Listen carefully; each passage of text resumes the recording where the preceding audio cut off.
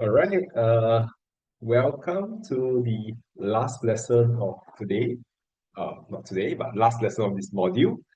And good evening again, everybody. I'm guessing most of you are glad that the semester is coming to an end, especially for no, especially for second part of the semester. That's where like December is and holiday season is here. Maybe a bit more chill. Perhaps many of you all might be traveling as well. Um, so yeah, welcome. And you guys will be graduating from this module very soon as well. So I understand that quite a few of you all are year 3 going to graduate. So I think a few of you all mentioned this might be even your last module. So yeah, you're almost there. Almost there. Okay. All right, so today's agenda, what we're going to start off with is the main lecture, lecture 6. And then after that, we'll have some time to spend on going through the GBA. In case for those who don't know, the results have been released. Generally, the class did well. And then last section of today's lecture will be just to answer any questions regarding the whole module in general or any general questions you might have. No sweat. Yeah. So yeah, that's the plan for today. Right? Okay. So let's start today's lecture. So today's lecture, we're going to focus on fixed income. Okay. Kevin. Yeah, so it's with fixed income. Immediately in the next few slides, you'll see that we're straight away going to jump into some calculations. So let me just give you a broad overview before looking into what we're talking about, right? So the broad overview, right, in simple terms, is that today we're going to look at how interest rate affects the bond price, right? And in doing so, we'll look at two key components: the duration, which is the sensitivity of the bond price to interest rate, and convexity, which is a second order um, sensitivity of the bond to interest rate. Then after, we will do a bit of this discussion about bonds in general. And last but not least, we'll end off with how we structure bonds, right? Some structuring methods to mitigate certain risks, right? So first, let's look at duration, right? Okay, so duration. Does anyone know what is duration? Or have heard of duration before? A duration of a bond? Yeah, the sensitivity to what aspect? Sensitivity to what? The change of interest rate. Yeah, right. Perfect. So how sensitive the bond prices change with the interest rate. So let's just start with the basic, right? So let's go back to the basic. Bond price and yield to maturity. So to determine the yield to maturity, one of the method we can use is the selling price of the bond. Put it here. This is an 8-year bond. It's going to pay annual coupon. So when it pays annual coupon, so the coupon that it's going to pay is 35. So you're going to get for 8 years, 35, 35, 35, 35, 35, 35. On the last year, you're going to get back the face value of the bond and 35, right? So using the IRR method or IRR formula in Excel, you can determine the yield to maturity. Of course, you might say, hey, I can just simply use the rate function in Excel. Yes, you can do so. The only reason why I'm showing you this is because in the subsequent slide, we will actually use this formulation or the general formula of determining the bond price to derive the duration.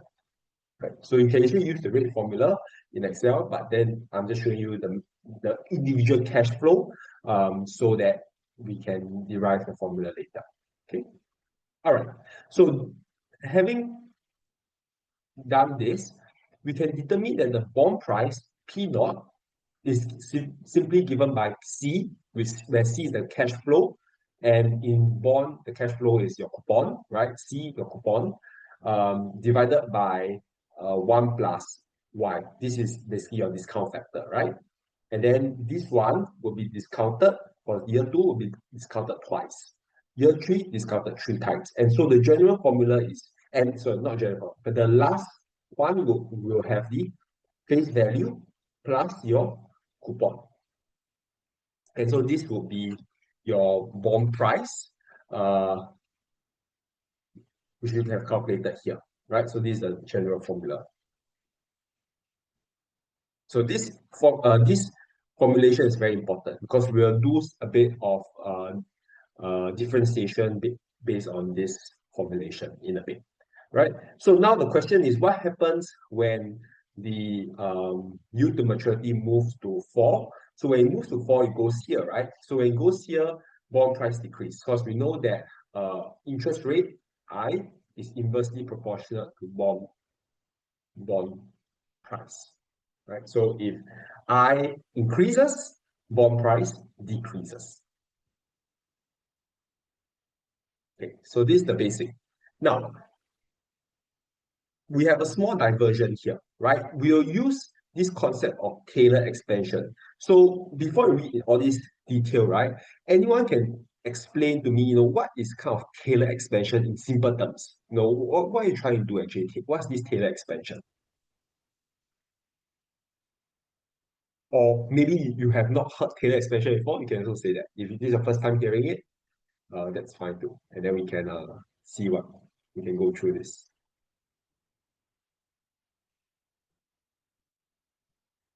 No idea. Okay, so first time, okay.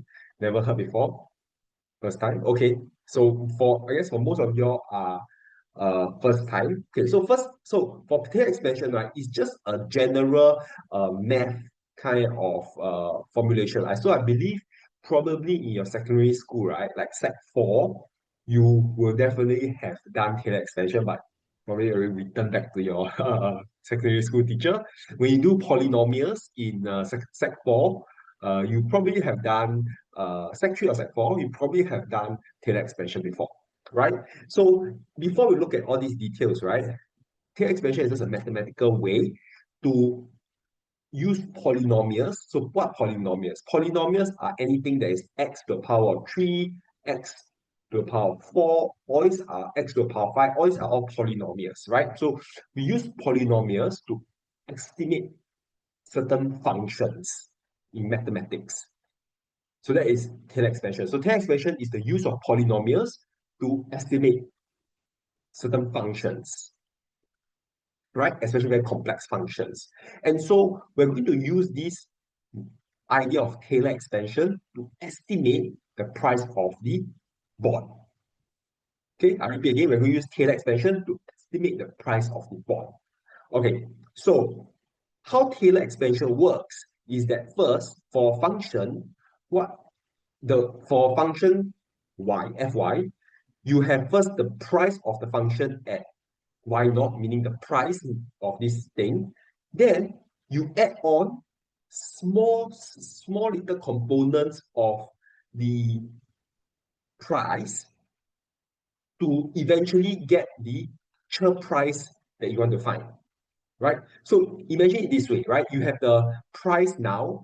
Every time you add a small little thing, you keep on adding, right?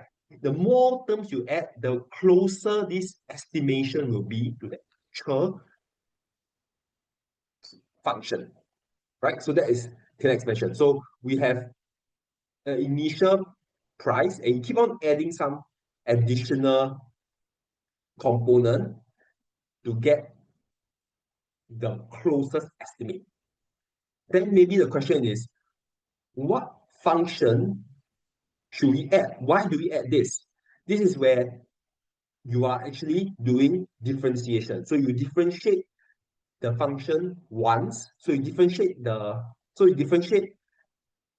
this function once and you get this, right? And you then differentiate this one, you get this. So you keep on differentiating. And when you keep on differentiating, what you're getting is an estimate. When you add up all the differentiated terms, the estimate gets closer and closer to the actual price. So let me just erase this. This is a bit messy. So in the first differentiation, we are going to get the So in the first differentiation, basically we are getting the slope of something, right? Because you know that the gradient of a curve is the first differentiation of the curve, right? So let me just draw a curve. The curve can be like this, right? You have an x and y axis. Your first differentiation can be this, right? Okay, it should be touching. It should be touching. So let me just use this color. So your first differentiation, okay, imagine it's touching like this. So your first differentiation is like the gradient on the curve, right? The slope of this curve. So this is your first differentiation here. First differentiation. Then your second differentiation is which is this, is how your curve actually changes, right? So your convexity of your curve. And then your differentiation then gets beyond your convexity, right? So basically what you're trying to do here, you're adding first the slope of the curve, then you add on the convexity, and so on, to hopefully give you a value that is close or give you the estimated value that is close to the actual value. Correct? So in this sense, we are using Taylor expansion to estimate the price of the bond to you an approximate value when the interest rate change. So instead of actually calculating, use estimation. So sometimes, right, estimation, right, actually in most cases, estimation is even tougher than calculating on the spot. And we'll see this in the example later, right? Calculating is very easy. Uh, as you can see here, when you calculate something, you just use Excel, you get the calculated value. But when you estimate, there's no Excel. You need to use your manual method of calculating. So that's the tricky part about estimation, because there's no formula per se, right? All right. So in this slide, there's a lot of scary functions, but let's break them down one step at a time, right? So first of all, we have this thing, right? So we have the bond price. So bond price equals to first the this one, your price of the initial price, then you plus your first derivation. So your first derivation is given by this whole chunk of thing, and then I use a different color here, then your second derivation here, right? So we are just going to focus on the first two. We're not going to do the rest. Now, then a question you are asked, right? Okay, how do I get this one, right? What's dpy dy? So this is where you need to hopefully, you still recall how to do chain rule, differentiation using chain rule. I know it's probably quite long ago in your secondary school days that you learn chain rule, but hopefully it's not foreign to you. So we start off with the bond price. Remember this one? Coupon, get a coupon and discount. So to do chain rule easily, I put everything to the power of something, right? Like this. So instead of divide, I put to power 1, to power 2, to power 3, negative 3. Now, so to get the first differentiated term here, I differentiate this value once. So what does this mean? So when you do your chain rule differentiation, recall the step is, let me just erase this. So the step is for chain rule is first you bring down the negative here, right? You put the negative down here.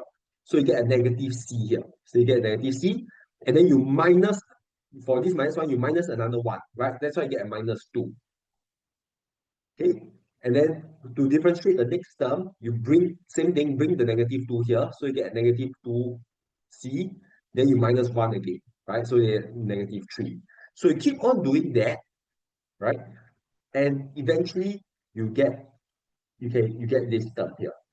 Minus C divided by 1 plus y squared minus 2 times C divided by 1 plus Y cubed, etc. You keep on going, and then you get this general term here. Great, I'll pause here for a short while. Everyone clear about this differentiation, or how you do use your chain rule to determine your first derivative?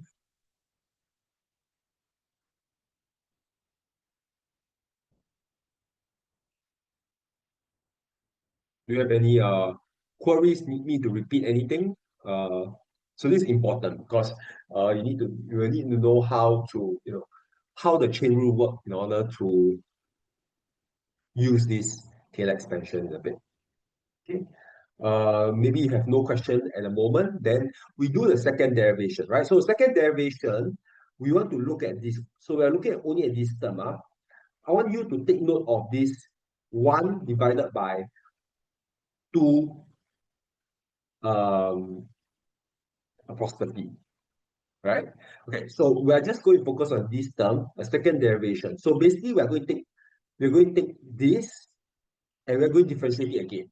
So using the chain rule the second time, what you're going to do is you're going to plug it down here again, minus 2. So minus times minus equals positive, and then you go minus 1 again, right? So it become a 3. And then you plug this thing here again, minus 3 times minus 2 is 6, right? And then from here you go minus 1 again, so minus 4. So you keep on doing that, and then you get this general term here, where this is the general form of your second derivation of your bond price. Okay.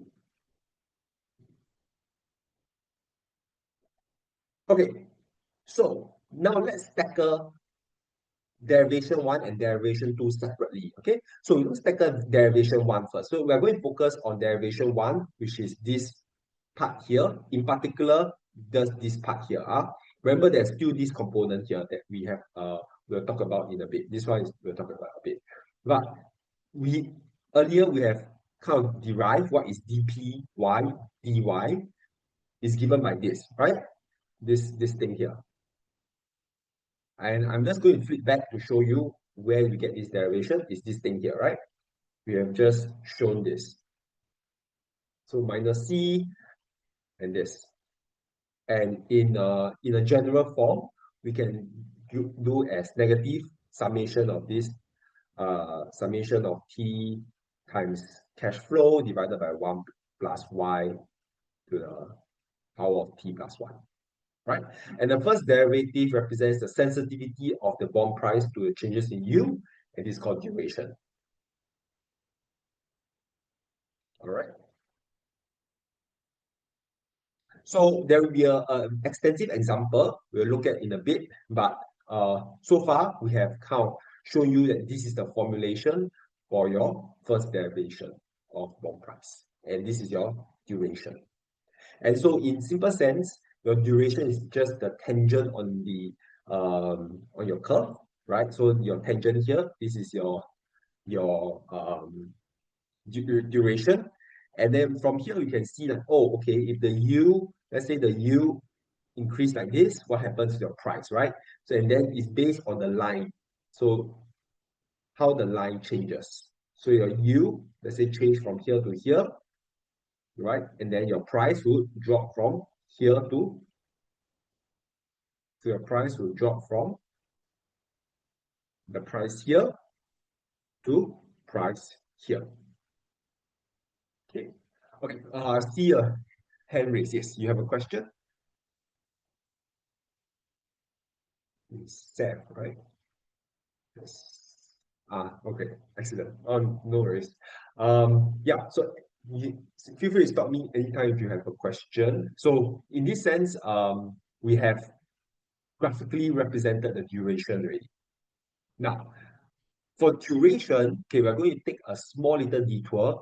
There's this concept called Maclaurin duration. So your Maclaurin duration, right, is the measure, okay, so this is important, of the weighted average time to receive the bond cash flow, both interest and prepayment, And this part is the weighted average time. So it's weighted average by time of receiving the bond cash flow. So generally, this is expressed in years and provides you what is the maturity after taking into account the time value of money. So what's the duration? So okay, so maybe you're wondering, hey, how come we're suddenly talking about this Maclaurin duration when earlier we are talking about this differentiating of the bond price to get this thing called duration here. So basically, right, it looks okay. So if you're going to compare a formula, it looks very similar um, in terms of calculating the duration. But let's say if we do want to do differentiation, we can use this Maclaurin duration method, which is a good estimate of the duration of the bond. So in this Maclaurin duration, we have an example here. Let's say we have a 3-year T note, right? With face value of 1,000, coupon rate of 5%, due to maturity 4%. Now, we know that it's a 3 years and annual payment. We get 50, 50, and last but not least, 1050. And so how does this work, right? Is first we need to find what is the present value of the cash flow. So you discount your cash flows back to year zero. Then you sum up the cash flow. So when you sum up all the cash flows, discounted cash flows, this gives you the price of the bond, right? To give you a price of your bond. Now, then Maclaurin duration say that is the weighted average time to receive the bond cash flow. So now we need to find the weight on each year. So what's the weight? Weight meaning you take the actual cash flow divided by the cost of the bond. This will give you your weight. You take your actual cash flow divided by cost of the bond. This will give you your weight here. So you take the cash flow divided by the cost of the bond and give you a weight that is contributing to the cost of the bond.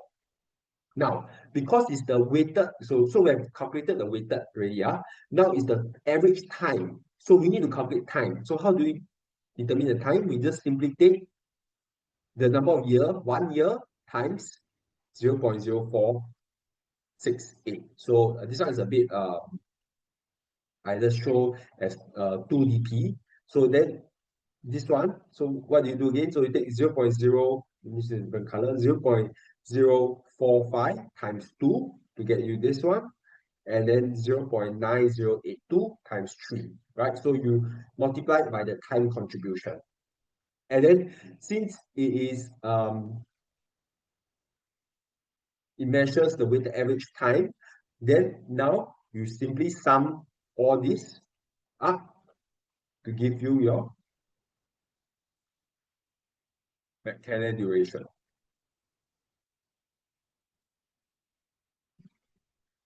Right? So this is another method to determine duration other than doing your differentiation. And in this method, you avoid having to do differentiation, which is a lot easier. And so you can actually use this method as a good approximate of your duration, and it's given by this formula here, right? This formula.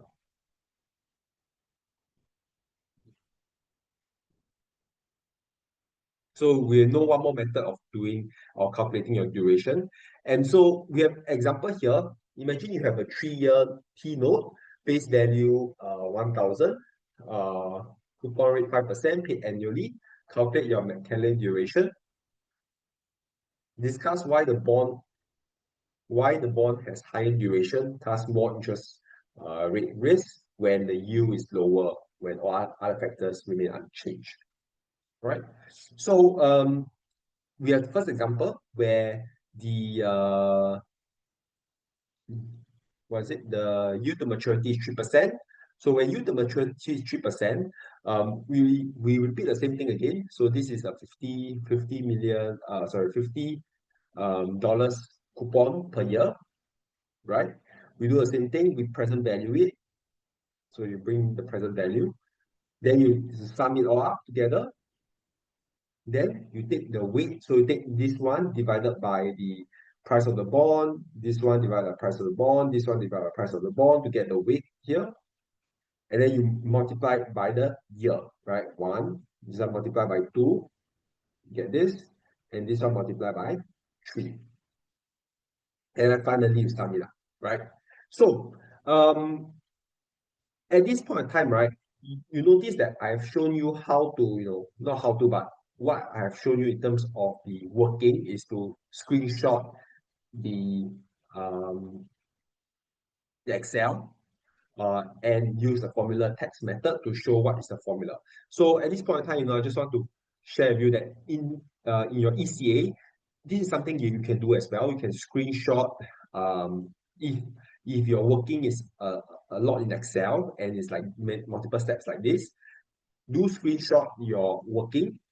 Please take note to include your rows and columns, so your row number and column alphabets, so that when you do your formula text here, the marker can determine what is B11. So I can from here I can know what B11 is. What B11 is this one, right? I can know what's B11, which is here. I can know what is F10. So F10 is here, right? So for your assignment, do take note that you click to show both your column and your rows. Uh, Questions? Why must we do this for all 7 bonds?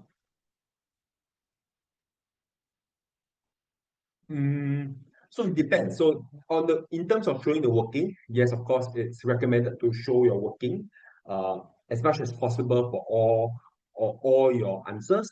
So that in case if there's any careless mistake, you get better marks, right? Yeah. But you can do it in Excel, which is quite simple, right? You just need to can screenshot and paste it there.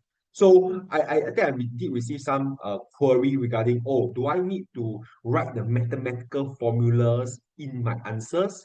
The short answer to that is no, you do not need to write your mathematical formula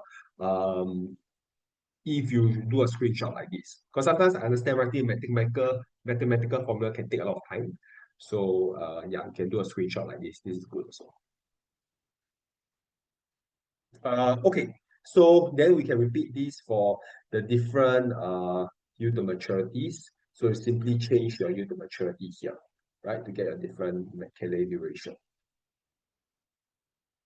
Then the second part of the question is why discuss why the bond with the higher duration means more sensitivity to the interest rate risk, right? When the yield is lower, with all other factors remain unchanged. So if you look here, when the yield is lower, your Macaulay duration is higher, right? You see, when the yield is lower, it's higher. So when the yield is lower, the cash flow in the future will contribute more to the bond price. So what does it mean? When the yield is lower, right, there is you have more a capital gain in the future, right? The discounted value of your last fair face value plus coupon would be more, right? Because when your okay, so I repeat again, when uh, your interest rate is lower, your contribution from the uh, par value and the um, coupon will be more. So let's look at here again. Show you this. So can you see this? The last value 0.9094 versus 0.9070. So your contribution from the last one, right, is a lot more when your yield to maturity is less. And so this will shift the average recovery time further out, meaning it takes longer. So means that when the yield is lower, your duration is higher.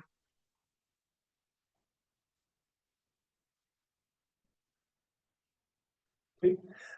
Another formulation of Macaulay duration is if you're determining a change in the yield to maturity. For a change in yield to maturity, what you can do is you simply take the change in bond price divided by the change in yield. And take note that it's a negative here because of the negative relationship between bond price and interest rate. Okay. So why the Y here is your yield to maturity, yeah, your yield to maturity. So at this point in time, there's two interesting cases for your Machiavelli duration. So in the first case, for zero coupon bond, your duration is always equals to the time to maturity. So this is a very important characteristic. So for zero coupon bond, so in case you have a question on this, do read the question carefully. What kind of bond is it, right? Is it a zero coupon bond? Is it a coupon paying bond? So for zero coupon bond, your duration always equals to your time to maturity. Now, in case you receive a perpetual bond, right? A perpetual bond would have a flat Maclaurin duration given by this, right? And then you ask me what's Y? So Y is the yield to maturity, right? Yield to maturity here. So let's plot this on a curve. So for perpetual bond here, since we talk about perpetual bond the first, is simply given by one straight line. It's just going to be a flat, one straight line. Then the zero coupon bond, which is the other special case, is just going to be a straight line up because it's what's zero coupon bond. Let's refresh again. Zero coupon bond, the duration is always equal to time to maturity. So as the bond progresses, the time to maturity, if the duration is longer, if the time to maturity is longer, your Maclaurin duration is longer as well. So that's why it's a straight line up. Then last but not least, you have your typical normal case bond with your premium or discount bond. That's where your Maclaurin duration changes accordingly, like this.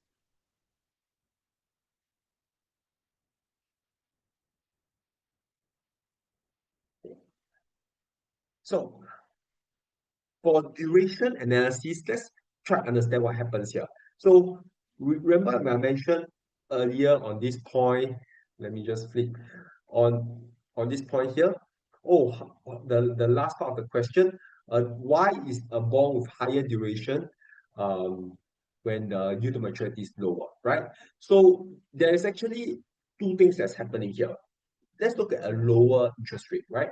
So at a lower interest rate, what happens is that the capital gain, right, which is given by your par plus coupon at the end, right? Par plus coupon at the end becomes more, right? So there's going to be more contribution at the end.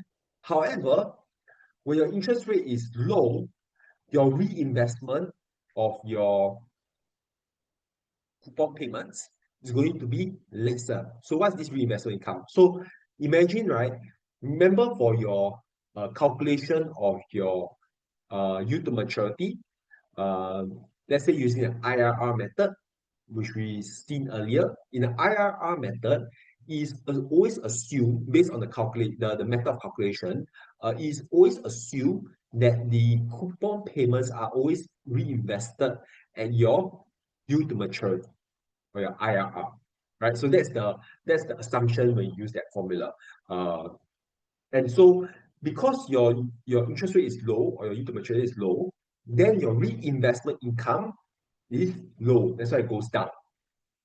So this seems to be two varying impact, right? So when the interest rate go down, your reinvestment income go down. However, your capital, which is your par plus coupon, typically at the end, will be higher. So there seems to be a balancing effect here. Conversely, when you have your your interest rate goes up, then your reinvestment income will go up because now it can be invested for more money. Your coupon can be reinvested for more money. However, you're going to have some capital loss due to more of the discounting, right? So it might not be a loss, but basically the amount of capital at the end is lesser because you're going to be discounting the par plus coupon at a higher percentage. So at what investment horizon does the two effect offset each other? This investment horizon is your Maclaurin duration. So imagine if your Maclaurin duration for your bond is 5 years, if you invest exactly at 5 years, then both of the effect would offset each other. Okay, so in terms of this, then let's look at this couple of points here. So when the investment horizon of your bond is greater than a carry duration, means what? It means that your coupon reinvestment risk will dominate the market price risk.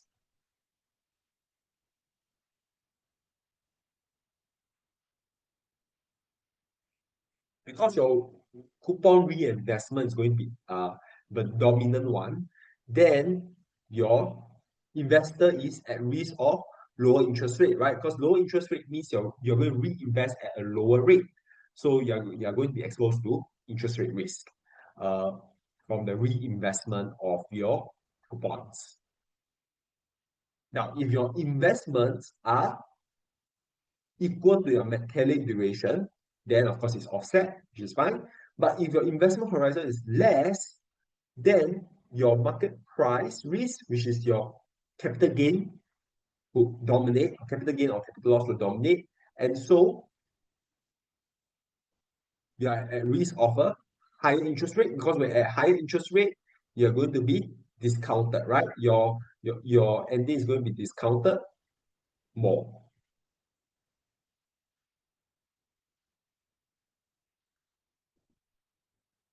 Yeah, just pause for a short while. Do we have any questions so far?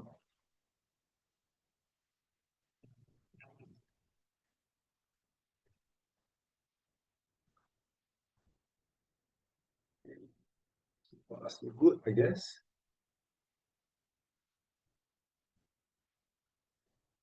Okay, so in our duration, uh, okay, yes, no problem. You can ask in a bit. Yeah, so duration, so just a small sidetrack. Duration can take a while to kind of understand, right? You might be thinking, huh, why is it so funny? What's this duration thing? So again, remind yourself that duration is simply the sensitivity of a bond to interest rate. So there are many ways to calculate duration. The most fundamental way is to differentiate, which is what we see earlier, with the Macaulay duration, where you have the formula given, where we look at the weighted average time of the bond cash flows, right? So that's another method of determining Macaulay duration. And the whole idea behind this, right, in just layman term, is just trying to determine how sensitive the bond is to change in interest rate. Okay? And that's your duration. That's your duration. Now, in in many of our duration calculation, we have certain kind of assumptions that we put in place, which might seem a bit, it might not be obvious that it's a bit awkward. So in the first sense, right, the first assumption that we use is a parallel shift in yield curve. So when we use this Macaulay duration, right, we only use one yield to maturity discount the cash flow. It means that the yield curve, you're assuming a very flat yield curve, which is a bit weird, right? You know that yield curve is not flat like that. So it means that when there's a change, because remember, for duration, we're interested in the sensitivity, right? So change in the interest rate. Then the change is just going to be an absolute amount that shifts the entire yield curve up like this, and a flat yield curve. So it's a bit like, I guess, it's not practical.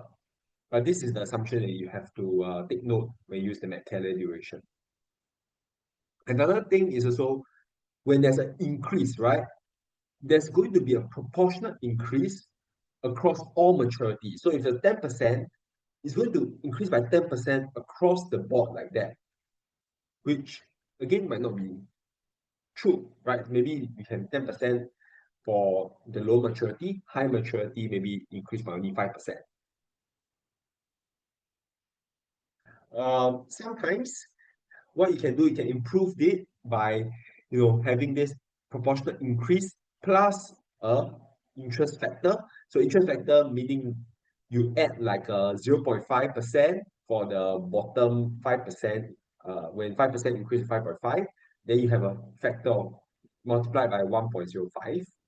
Or it can be not all, but So it becomes like this, right? So instead of a flat line increase, like what we see here, right? There's an increase like this. We have a bit of a curve now, which improves the estimation a bit.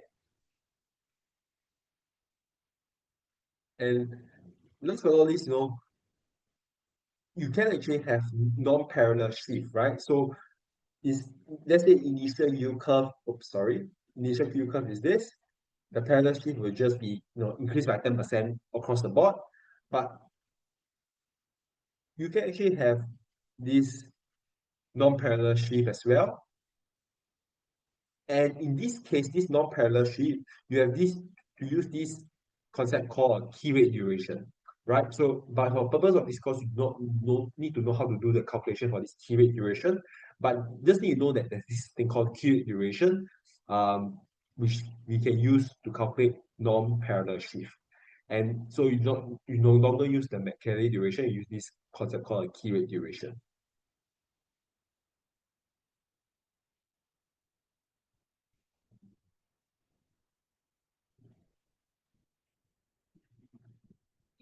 So then the question is, maybe you are wondering, okay, so why does duration matter, right? Why is the sensitivity of the bond price to interest rate important? First of all, we know that the interest rate changes daily, right? Your risk-free rate changes daily. So we might want to immunize the portfolio for any sensitivity to the interest rate. So how can we do this? Question. So we talked about it earlier, but how can we do this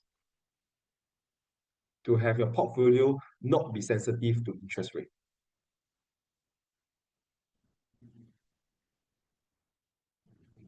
You're right. Investment horizon equals to duration, Macaulay duration. You're right. That's correct. So that's where you can protect against any change in interest rate. Of course, your investment horizon is going to and change, right? Your horizon, because as you approach the maturity, it decreases over time, right? So that's where you need to adjust your portfolio, buy more longer and longer maturity bonds to replace those that is going to expire. You keep on having to buy new ones, right? So that's how you're going to immunize your portfolio. You can immunize it, whether it's daily, which is a bit extreme. Maybe you immunize it per month, right? Um, So you can use your active bond strategy to see um, how you can use it for trading. For example, for the longest period of time, the short duration bonds were yielding really good returns, especially for the US dollar, right? I think for the last 2, 3 years, your short-term bonds are yielding around 4%, about 4.5%. Unfortunately, now it has decreased to around 3.8, 3.6%, right? So you can use it for trading. Uh, Risk management also, you can use it for risk management to hedge certain interest rate risks, right, in your portfolio.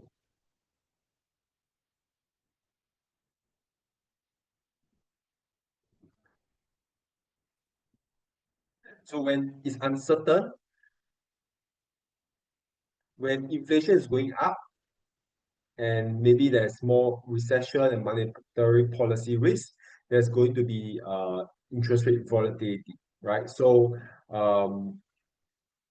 generally you will see that the short-term rate will increase or be elevated, right? But your long-term rate might yield lesser, depending on, let's say, if it's a disinflationary environment where inflation is going to go down in the future, so your long duration bond might yield less, or it can yield more as well because there's going to be um, uncertainty in the future, right? So you might carry more risk, and therefore the long duration bonds might yield more. So really depending on how the market sees the change in the market environment, the bond price can change. The short term or long term or long duration bond price can change.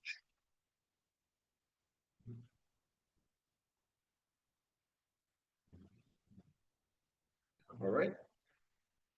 Questions, comments?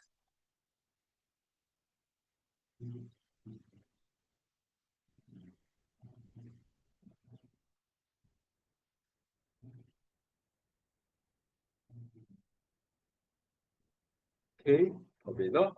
Okay, let's go to convexity now. Okay, so convexity. Now we go back to the differentiation method, the first method that we learned. So recall that earlier we talked about the second derivation of the bond price, and so we have derived this formulation here, like this. Right, I'm just going to quickly scroll back to this one here. So remember this one? So this is the second derivation, right? The when we do chain rule the second time. So we are going to utilize this formulation to go back to the convexity here.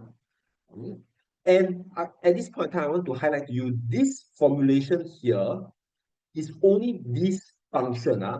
It does not include this uh, half here. So please take note to include the half.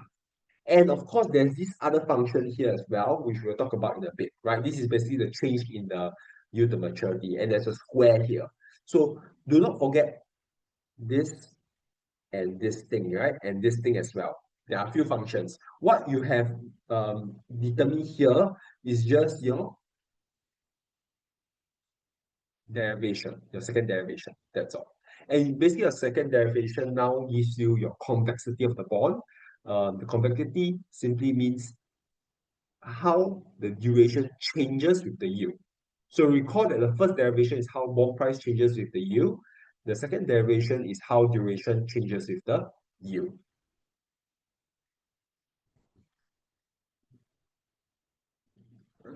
So remember your first derivation is estimated using duration, which is the gradient here. And now your convexity estimates the change in your duration, which gives you a which is this part here, right? This component here. Which by adding both your duration and convexity gives you a closer estimate of your bond price.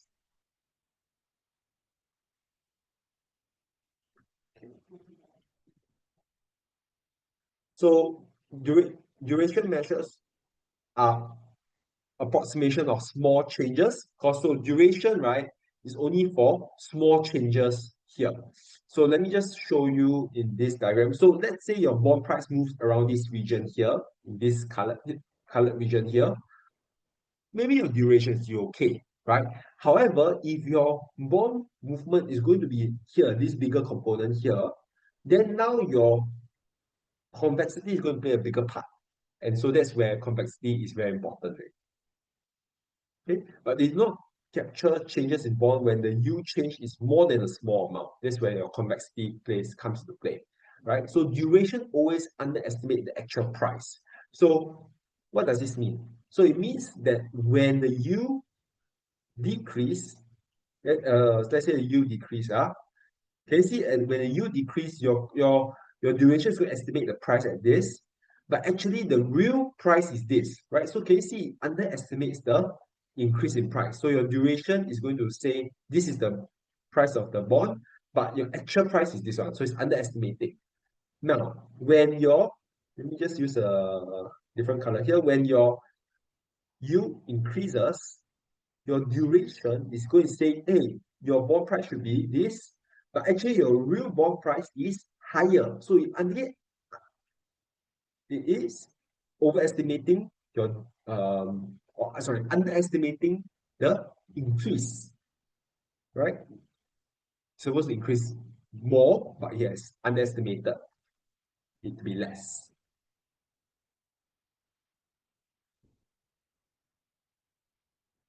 Okay. So this is what I was talking about. Basically, always underestimate.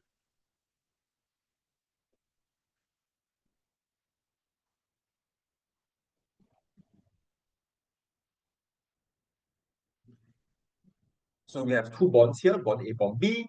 Uh, the two bonds have the same duration but offers and offering the same yield, but they have different convexity, right? So bond B, as you can see, is more convex.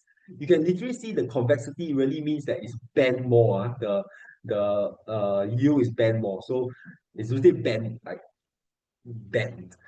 Yeah. And so for bond B is more convex, bond is more bent.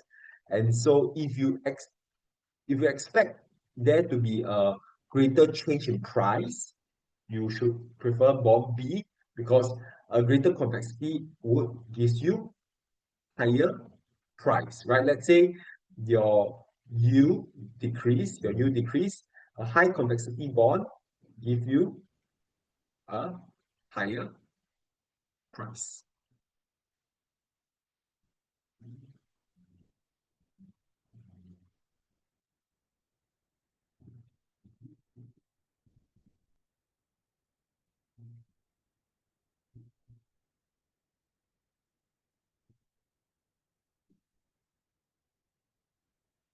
Okay, so market considers bond complexity when pricing it. Investors are willing to accept lower yield for greater bond complexity. Okay, and complexity is only valuable. So these are some commentaries valuable if they expect significant change. If the change is going to be valid, the complexity is not going to be of much value, and therefore, if it's not so much value, investors might short complexity, right? They sell complexity. So some commentaries. Okay, we have some properties of complexity as well. When the required yield increases, so as you can see, when the yield increases here, your complexity decreases over time.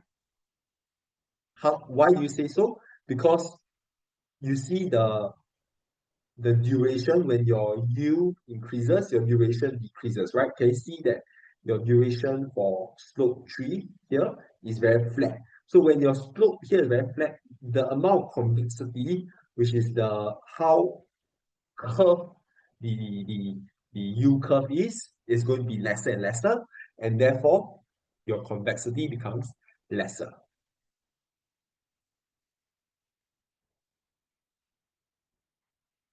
So this is the first property. Uh, this is of course this is in the case of positive convexity. Yeah, this property is for positive convexity where your curve is like this, right? Your curve is like this. Now, in the case of a negative convexity, that's where it's different. The price change increases smaller than the percentage decrease in price. So in this case, we have a negative convexity.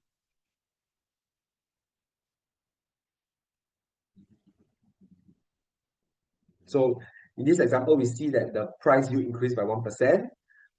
So when the yield increased by 1%, the decrease is more than 1%. Now, when the price increased by 1%, decreased by 1%, the yield decreased by 1%, the price increased by less than 1%.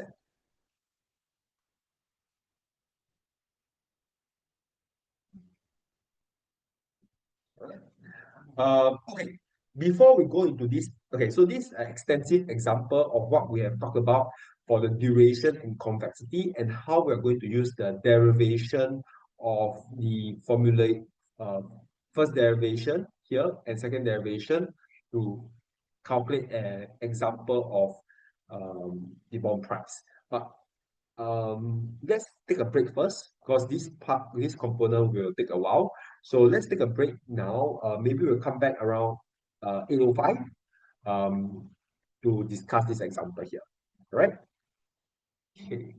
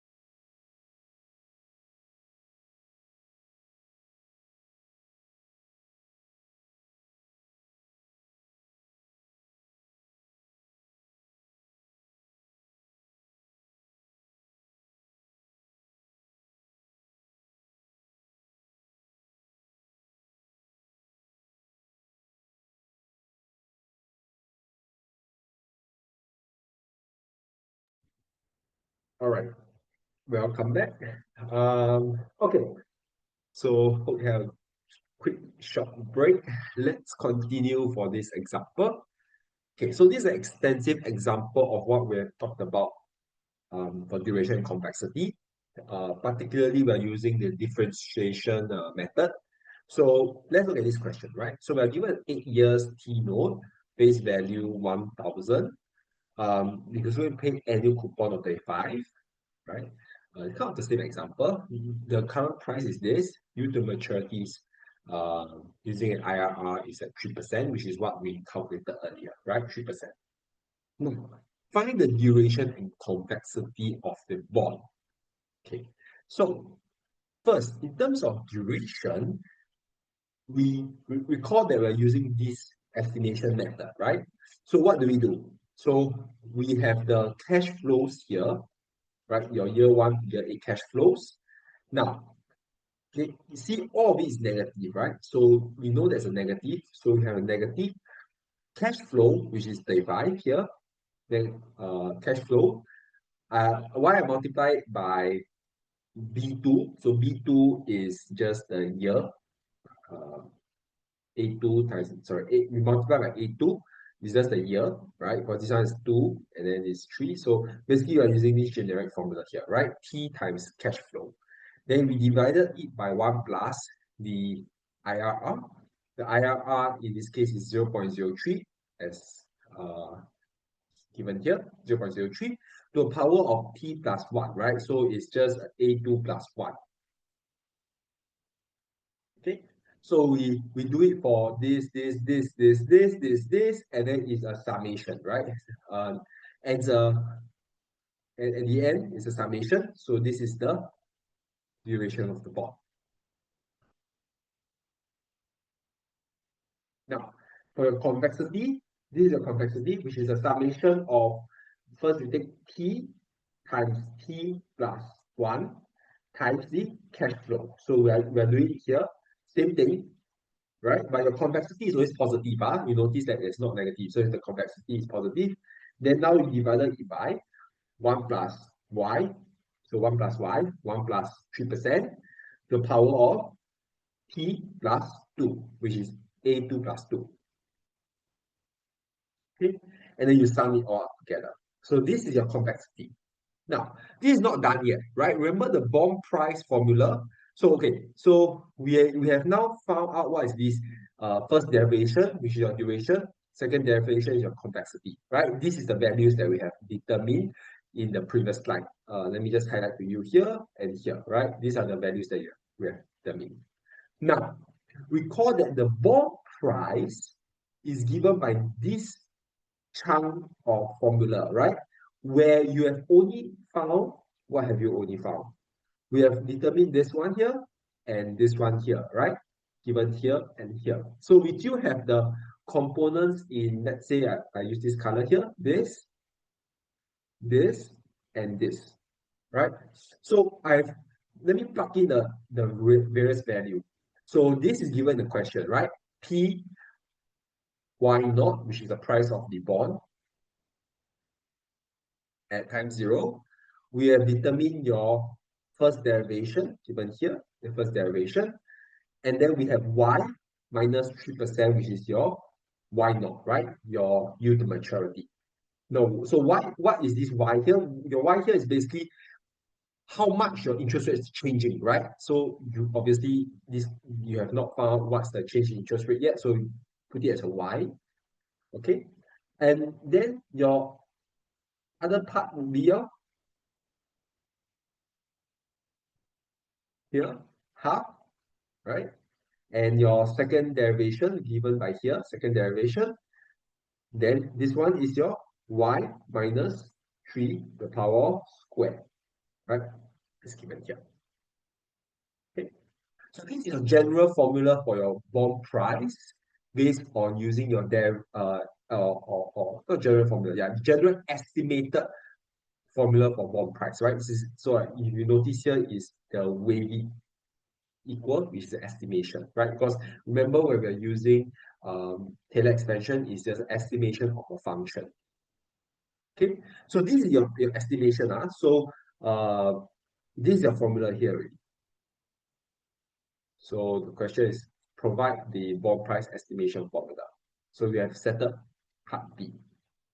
Now, part C, testify how good this approximation of the bond price if the yield moves up by 4% or moves down by 2%.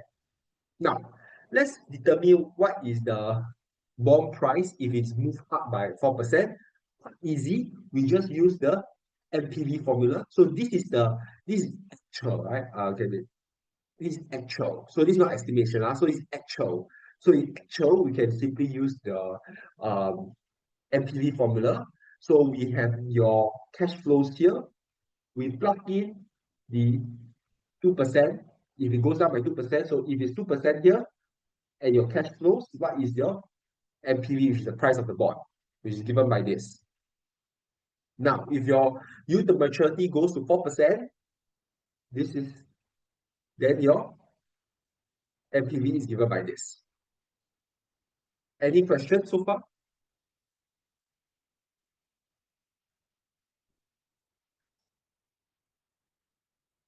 Okay, no. All right. So part C is just actual calculation of the bond price. Now, I'm using the approximation formula. So the last part is using approximation formula, which we have determined earlier, determine the bond price. So I'm just going to flip back to show you the approximation formula, and I'm just going to use this color here. This is your approximation formula, right? So using this approximation formula, now we can put in the value of your y, which is 2%. So if it's 2%, you plug in the 2% here, you calculate the value to be this. And then you'll see that, oh, wow, actually, right, this is based on actual bond price, which is this one here, right?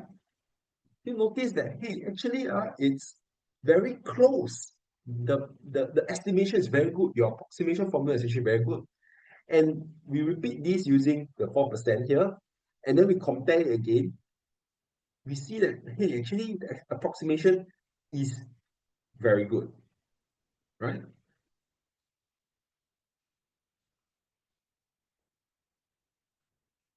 So basically, this is to show you by using the Taylor expansion to determine the duration of the bond and complexity, your approximation through Taylor expansion is actually very close to your actual bond price.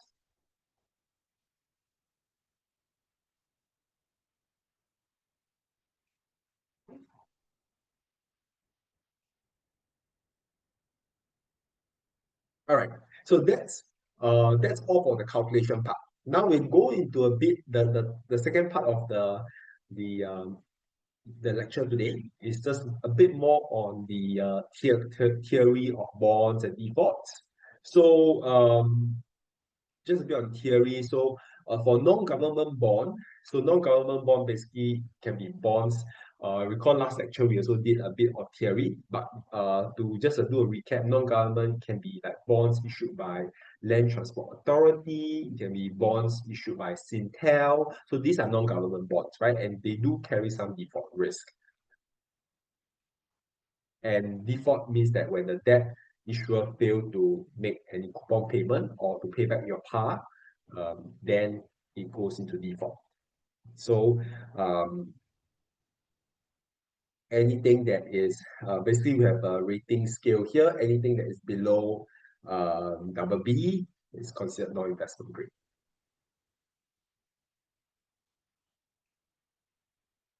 Okay. Yeah, I do see a question on default risk.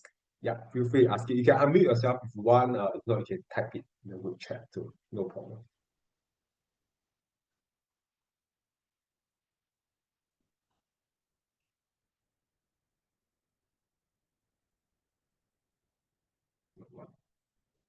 Okay, we have a question. Let's see. Let,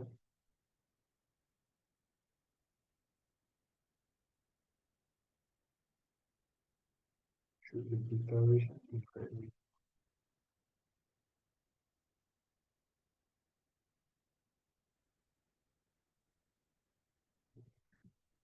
So the question is, okay, should the deterioration in credit quality or rating downgrade that increases the probability of default? Okay, so what I'm trying to understand is, okay, so you are saying for credit risk, is the credit rating downgrade affect, will the credit rating downgrade affect the probability of default? And is this considered part of credit risk, right? I think that's the question. So, does the uh, probability of default, which is affected by the credit rating downgrade, be considered as part of credit risk? So, yes. So basically, yes, that's a very good question. So in determining credit risk, your so how it works is first, okay, to determine credit risk, we look at the credit rating, right? And normally for credit rating, how it works is that there is normally a mapping file where let's say a credit rating of double A1, right? Double A1 in Moody's, let's say double A1 will give you a probability of default of let's say 5%, right? I'm just making numbers up. Then a double A2 Moody's rating will give you a probability of default of 8%, right? So yes, so if there's going to be a downgrade in credit rating from let's say A1 to uh double A1 to double A2 under Moody's, then you're going to have a increase in probability of default by 3%, right? From 5% to 8%. And this would be considered higher credit risk. So yes, that's how you can see it. So normally what they do is they map your probability of default to your credit rating. And then your how do you determine the credit rating?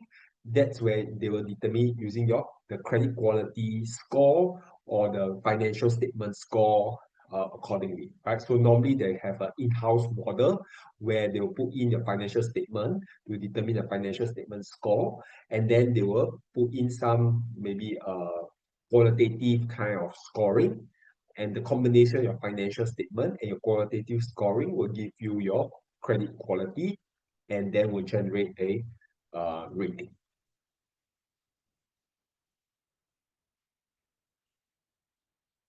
Yes, so it's not two different risks. So they affect each other. You're right. Yeah, that's a very good question. Yeah. Okay. Okay. So corporate default risk. This is just one example of the this interactive broker where you can see the different risk, different quality of the bonds. So this is an example here, nothing much to go through.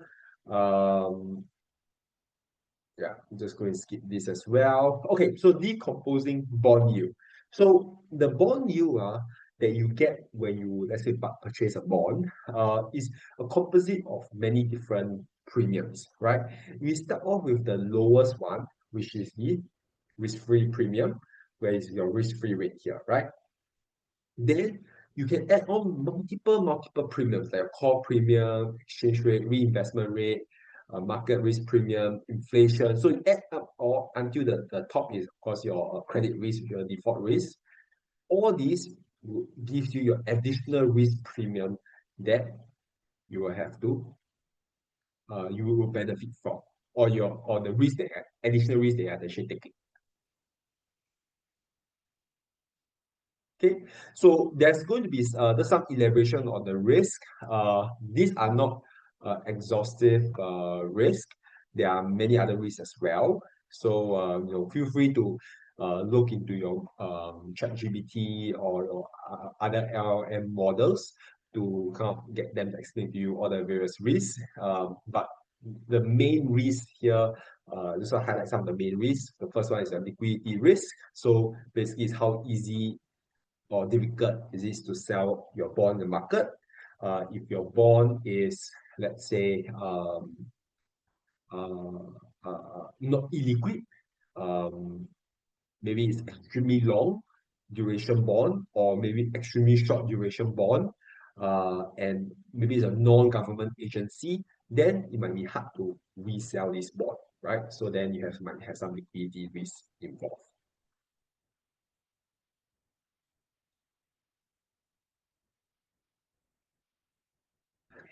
Yes. So, see your question. So, yes, most of the risk will affect your corporate bonds. Um, Let me just go back here. Yes, most of your risk will affect your corporate bonds, but at the same time, for your government bonds, certain things can affect as well, right? Your inflation risk premium, yes, your inflation is going to affect, let's say, your longer term, long duration bonds as well, right? And then, of course, your reinvestment risk can be present, whether your government will reinvest, especially if your government bonds are issued by, let's say, countries like Argentina, right? You know that Argentina has kind of a bad track record of having very rampant inflation. So first of all, there's going to be some inflation risk, and then the government is not that stable as well. So there's might be some reinvestment rate risk. Not only that, but let's say a bond is issued in the Argentinian pesos, you are going to have some exchange rate risk as well. Actually very high exchange rate risk, given that the currency is very volatile there, right? So yes, there can be it can affect both your corporate bond, but it can affect the government bonds. Okay. Uh, Exchange rate risk. So foreign currency, like the one I mentioned, if it's Argentinian bonds, um, there's going to be some risk. Of course, anyone know about the latest news on Argentina?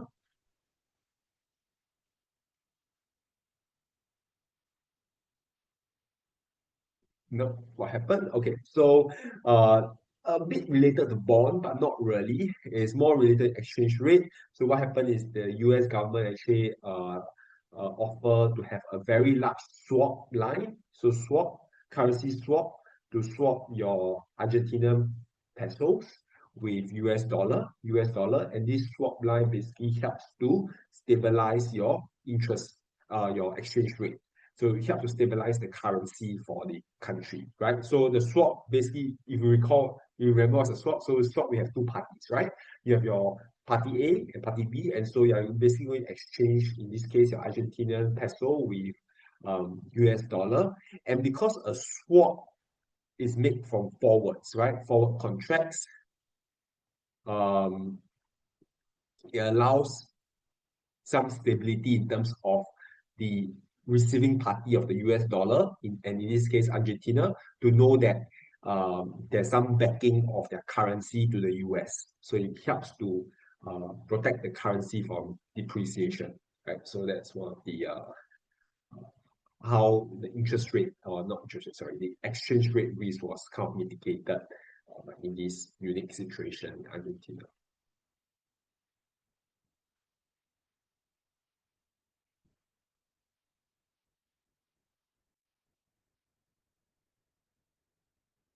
Right?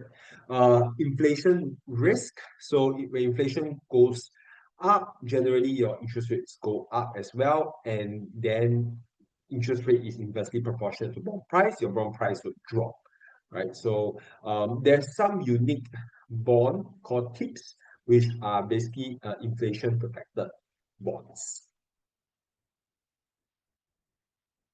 Volatility risk.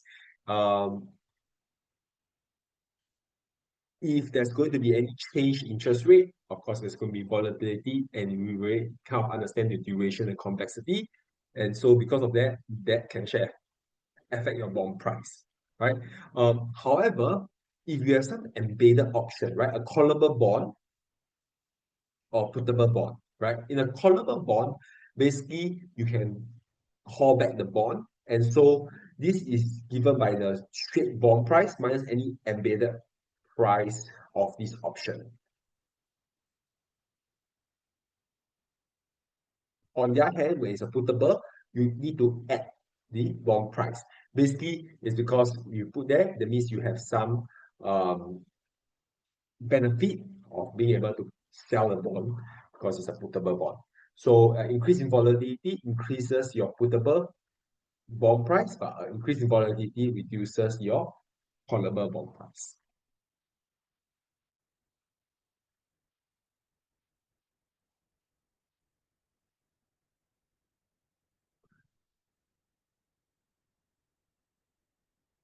So event risk, maybe more relating to a sudden uh, maybe natural disaster, not really unless it's super dramatic, but then maybe the insurance unable to pay, maybe some takeover, and this is generally, I guess, for more corporate bonds, when there's a takeover, or there might be some regulatory risk as well if the government changes, let's say, right? Sovereign risk, the government may default on the bond due to economic difficulty. The bond,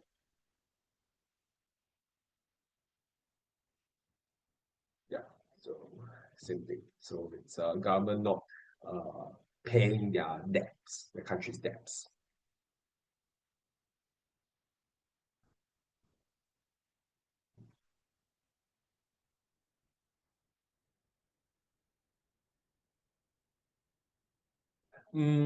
So they can be subsets of each other. Uh, yeah, good question. So they can be subsets of each other. So event risk, um, you can consider sovereign risk as part of an event risk as well. Let's say if the government defaults, that's an event, right? And so this might affect the sovereign risk of uh, the government. Yes, so they can be subsets of each other. Right. So for such risks, these are just very high level pointers. Um, of course, I encourage you, if you want to dive deeper into risk, I think the best nowadays, right? I think almost everyone uses large language models, your ChatGPT, Gemini, etc. So, if you type event risk on bond in Gemini, you're going to get a very good explanation with a lot of examples as well, right? So,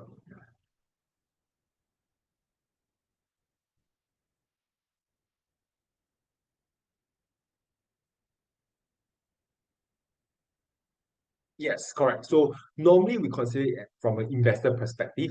Yeah, we don't really consider it from an issuer perspective because when you consider it from an issuer perspective, meaning that let's say the issuer is a bank, normally it's like a bank-ish or like a syndicate, and then they'll consider it from an issuer perspective. But normally when we think about bonds, we are considered as like an investor, so we're buying the bond. Yeah, you're right.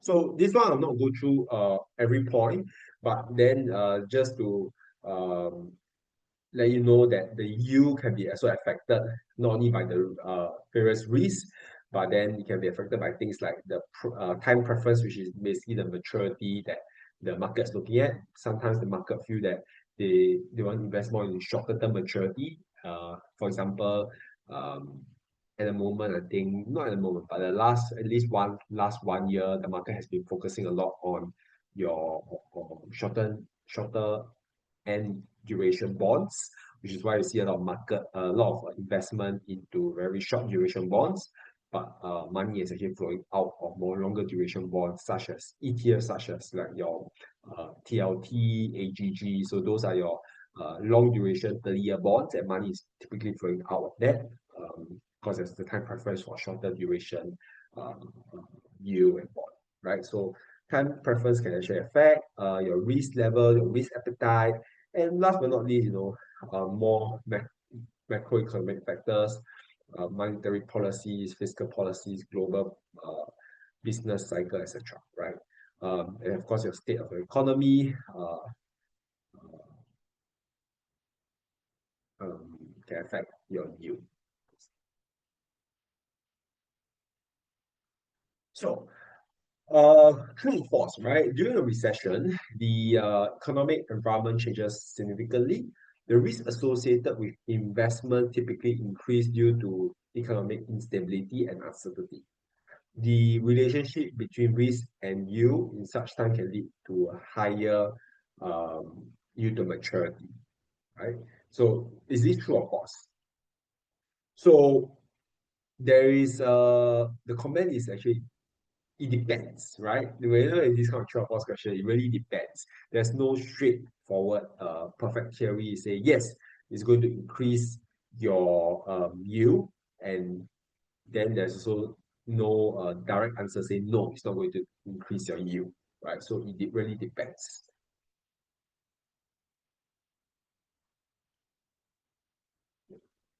For bond yield, there's a few methods of calculating bond yield.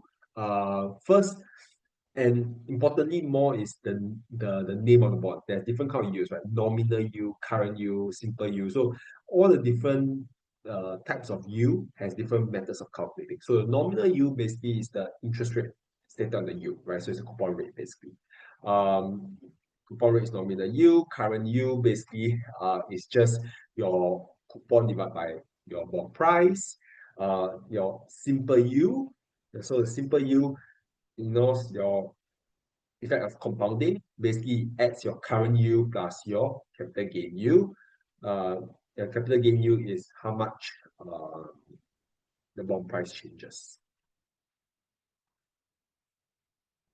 Yield to maturity, this is the one that we have been calculating using your IRR method, or you can use your rate function, you can use your equals to rate function in Excel as well. That is your yield to maturity. Uh, we have this yield to call or yield to put, right? So it is if the bond has a call or put provision, you can have a yield to call, yield to put, and basically instead of a par value, you use the call or put price. So we have an example in the next slide to show you this. So suppose you buy a bond for 950, the annual coupon is 50. It will be called at the end, so it's going to be a callable bond. So it's going to be called at the end of the next year. So at 1,000. So for example, you in this case next year, right? So first you get the 50, and then it's going to be called 1,000. So this both of it is going to be discounted by 1 year versus next year only. And from here you can determine your yield to call, which is this R here, yield to call of 10.5 or 10.6%.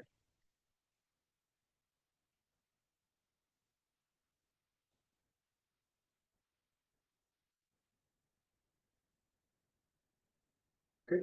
So for the yield part, there's going to be a lot of yield, right? If you go Google and search, there's going to be a lot of different kind of yield. Can be yield to the first call, second call. So yield to next call. So there's many different types. So you can simply just Google and search, or yield to the sinker. So yield to worst can be the minimum of all possible yields, yield to call and yield to the put, right? So the minimum. Yield to the sinker. So the sinker is interesting because there's this thing where the bond has a sinking fund. Anyone know what's a sinking fund?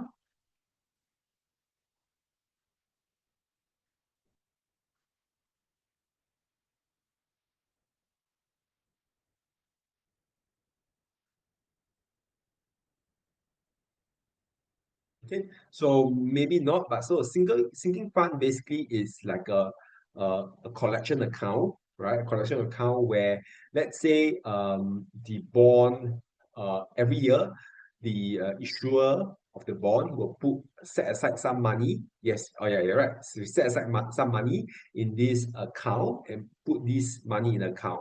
And this money in this account generally is to use to retire.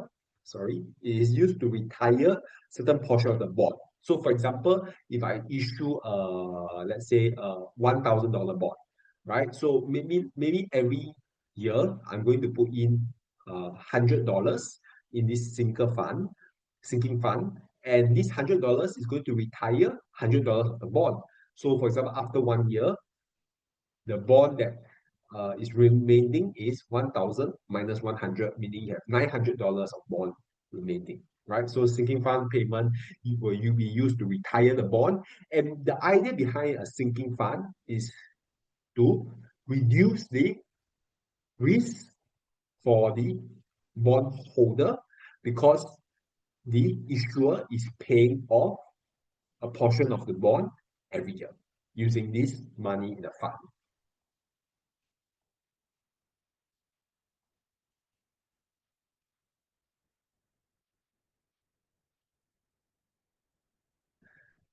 The yield to maturity. So the yield to maturity is generally the yield that we use for most bonds because they use the compound interest method, right?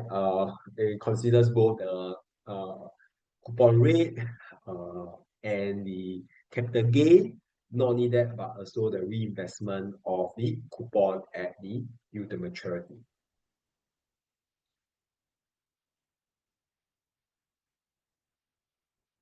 If the Would there be? Yes. So for the issuer, right, for sinking fund, there's going to be some cost, opportunity cost that the issuer is foregoing.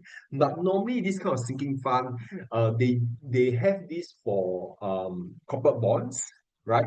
So corporate bonds have some default risk, especially let's say if it's an Indonesian issuer, and we generally know that Indonesian bond issuer can be a bit more risky, and so because of that, there might be this kind of protection mechanism for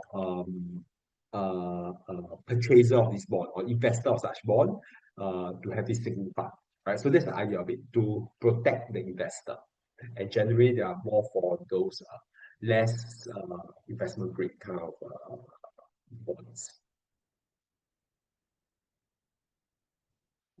That's a good question. So, in terms of the yield to maturity, so yield to maturity, we assume that bond is held to maturity. If it's sold before maturity, then you will not get a full yield, of course. So you will have to determine what is the yield at that point of time. And the main thing is also we assume that the coupon is reinvested at the yield to maturity, which is the reinvestment risk. But let's say the yield to maturity, let's say the yield to maturity for this bond is very good, it's 10%, right? But the whole idea is that actually, can you reinvest your coupon at 10%? Maybe not, right? Let's say the market rate, right? The market rate is only 5% risk-free rate. So you might not actually be able to reinvest your bonds and the yield to maturity. So this is one of the limitations of using this yield to maturity calculation.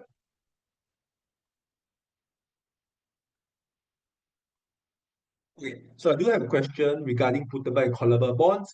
Yes, they are generally only for the bond holders and the issuers, right? Who can call or, or put the bond.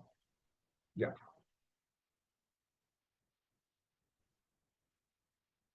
But just to take note, nowadays there are a lot of complex structures for bonds that can involve other parties as well, right? But in most cases, they are always between bond holders and you know, issuers.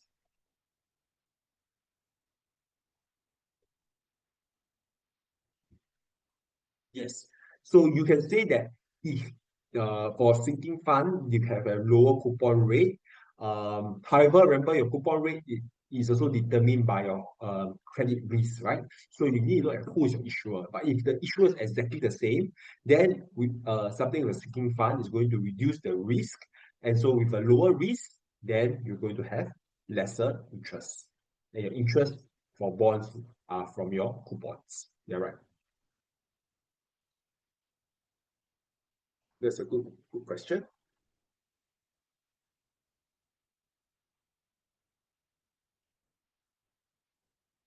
Okay. All right. Any other questions? Those are very good questions. So for bonds with signified, is it considered a secure? Now, so in in the corporate world, the idea of a secured debt, so in corporate banking, in even in corporate finance, whenever we say something is secured, generally it has to be secured by asset, right? So asset can be considered a factory, it can be secured on let's say a mine, like a gold mine, or it can be secured by shares, right? So basically there must be asset behind the debt to consider a secured debt. Yeah, you're right, collateral. Or it can be secured by mortgages. Let's say if it's a debt for the building of a office building, right? A real estate, then it has to be secured by um, the mortgage of the building, right? Maybe because you're building the building, so you don't really have a building yet, but it must be secured by the mortgage of the building, right? So yeah, right. So to be considered secured, it has to be secured by something. So sinking fund is a bit gray. It's not really a security. It's I would say enhancement to the credit of the debt.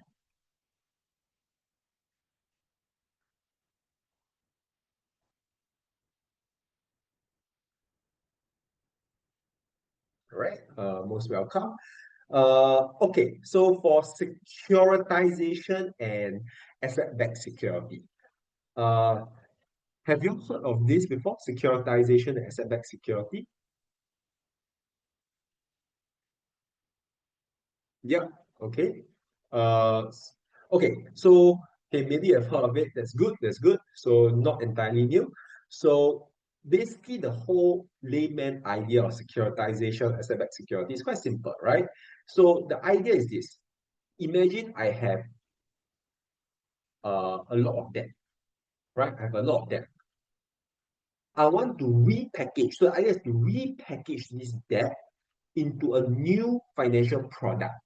And I'm going to sell this new financial product to someone else. And then this someone else will pay me the money, and then I take this money and pay my people that owe the debt to, right? So the idea is, again, I repeat, you have a lot of debt, right? And you need to service this debt, right? So rather than one way to service this debt is to repackage it and sell this debt to someone else, so that you have now transferred the risk to this other investor who will then pay you the money, and then you pay off your debt. Yeah, so it's the financial crisis. You're right. So it sounds yes, you're right. So why does it sound like yes? So typically that's how not how, but like that was one of the reason why the '08 financial crisis happened, right? And that was really relating to the mortgage-backed securities, right? But they are the same thing. That mortgage-backed security is a type of asset-backed security, right? And the kind of asset that's backed by is the mortgage. So in this same sense, the asset can be many things. It can be mortgages, like you say here, mortgage loan. It can be corporate loan. It can be credit card loan. It can be car payments, student loan, project financing, leasing payment. So there can be many kind of asset where we can repackage this asset and sell it off, right? So let's say an investor on the ABS claims on the cash flow generated by the underlying original pool. So let's take a step back to understand what happens. So imagine you are a bank, right? So you're taking the stand of a bank now. So you have a bank, you are a bank, you have given out all these loans here, right? You have corporate mortgage loan, credit card, receivables, car payment. Now, with all these loans that you have given out, you're going to package this loan into this thing called the ABS, right? So once you package it into ABS, it's going to call, let's say, asset Y. It's called asset Y. And then you, as a bank, are going to take this asset Y, or called not really asset, but investment Y. I'm going to sell this investment Y to a investor. So this investor is going to buy this asset Y from me, and me meaning I'm the bank, and then this investor is going to pay me the principal, all right? He pays me the principal, and then at the same time, I'm me as the bank, I'm here, I'm the bank here, I'm going to pay this investor regular payouts in the form of coupons, right? In the form of coupons. And how do I get this money to pay the investor? It is through the revenue or the cash flow that is coming from all these collateral products here. This, so let's say I'm the bank, I have given a mortgage to uh, company A. So when company A pays me a small portion of the mortgage, I'm going to take this portion of the mortgage, and since I already sold this mortgage to someone else, then this someone else, this investor, is going to receive this coupon payment.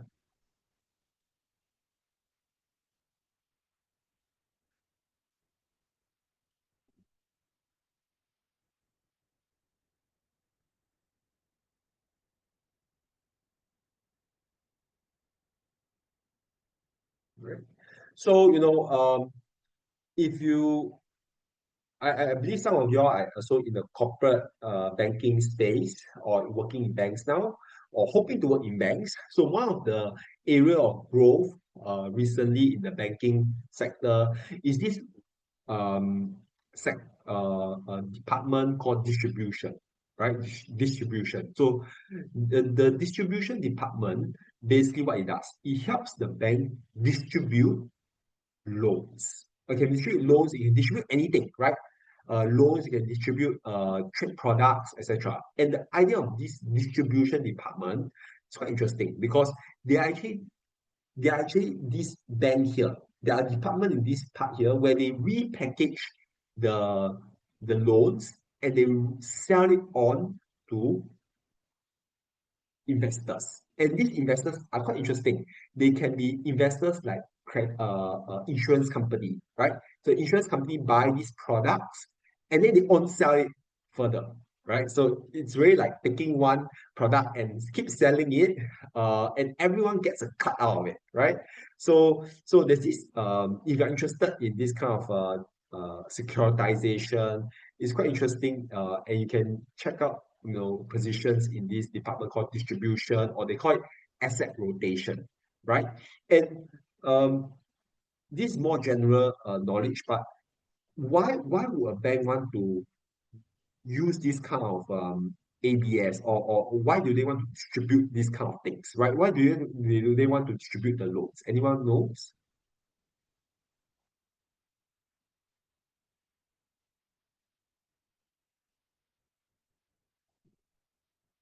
Yeah, so my question is, nowadays a lot of banks like to distribute their loans, uh, which is very similar to repackaging the loans and selling it to an investor.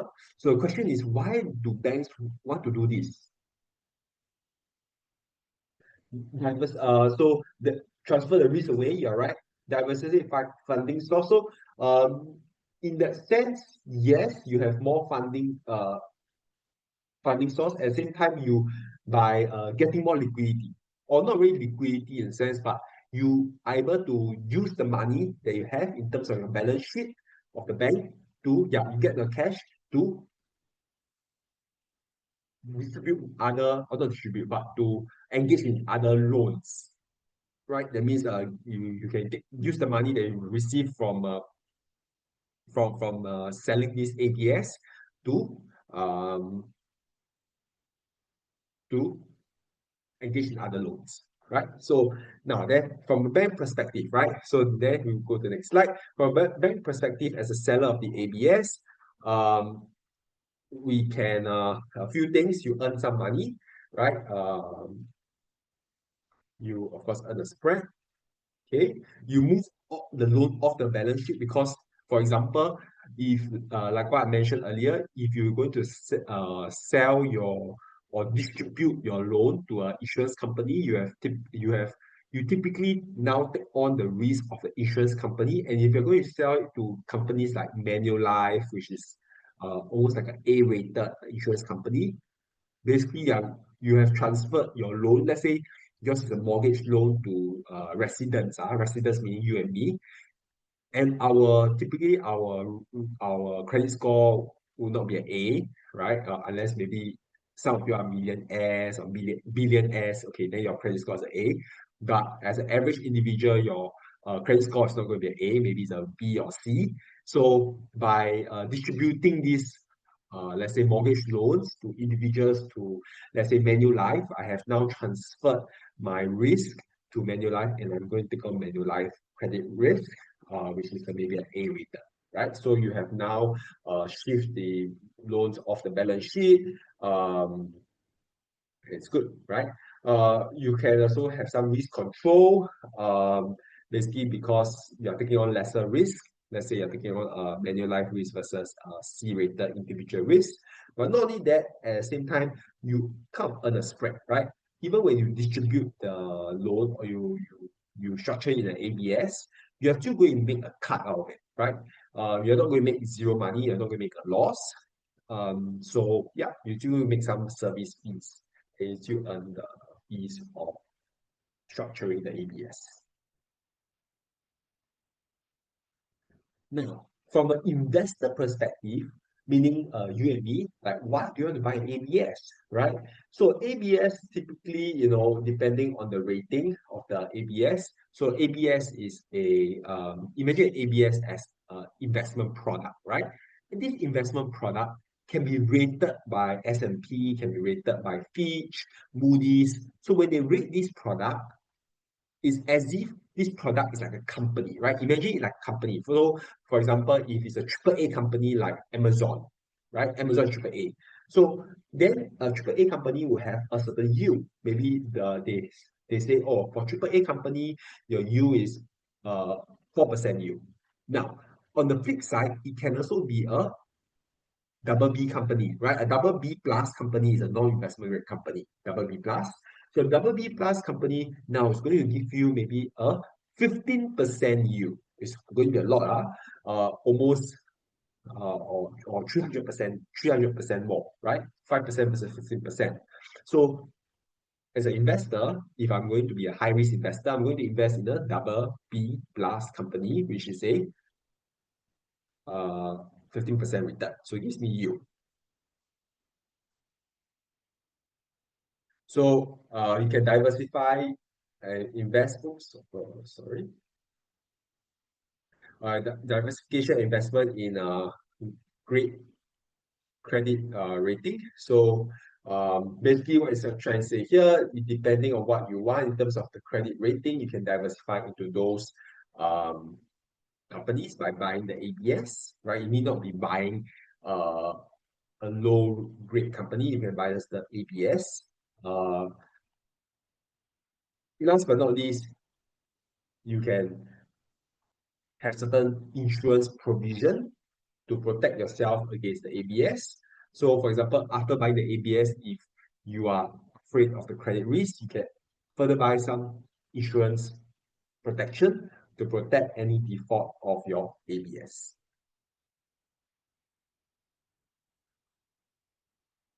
Yeah, you can buy a credit default swap. Yeah, right. That's how the 08 financial crisis happened, right? You can they bought some CDOs, right? Credit default of CDOs. I think it's CDOs, credit default options or something. Yeah.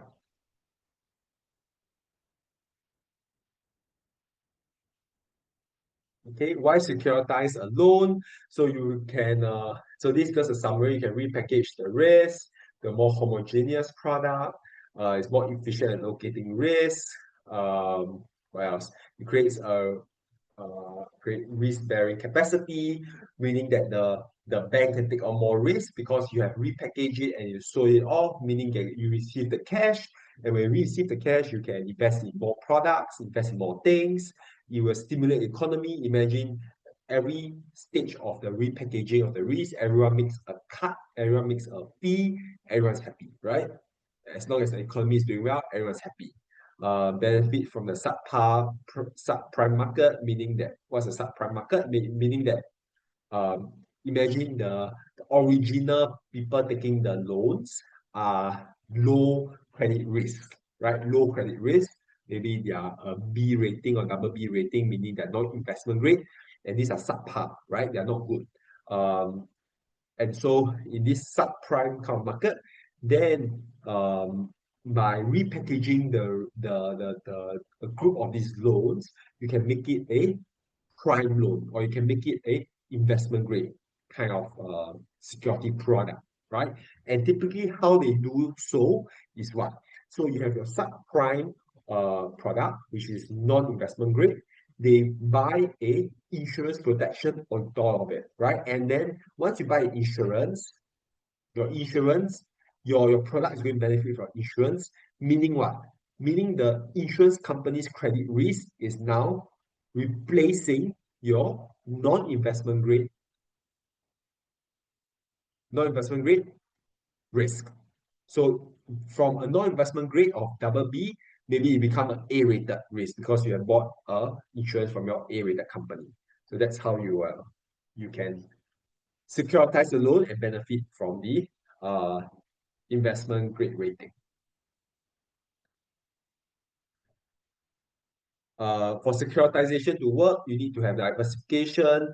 Of course, you need to manage the risk accordingly. You buy insurance, credit default swap, and of course, they work very successfully in the normal market conditions. However, when there is a stress condition, that is where things gets complicated, as your '08 financial crisis would have you have known.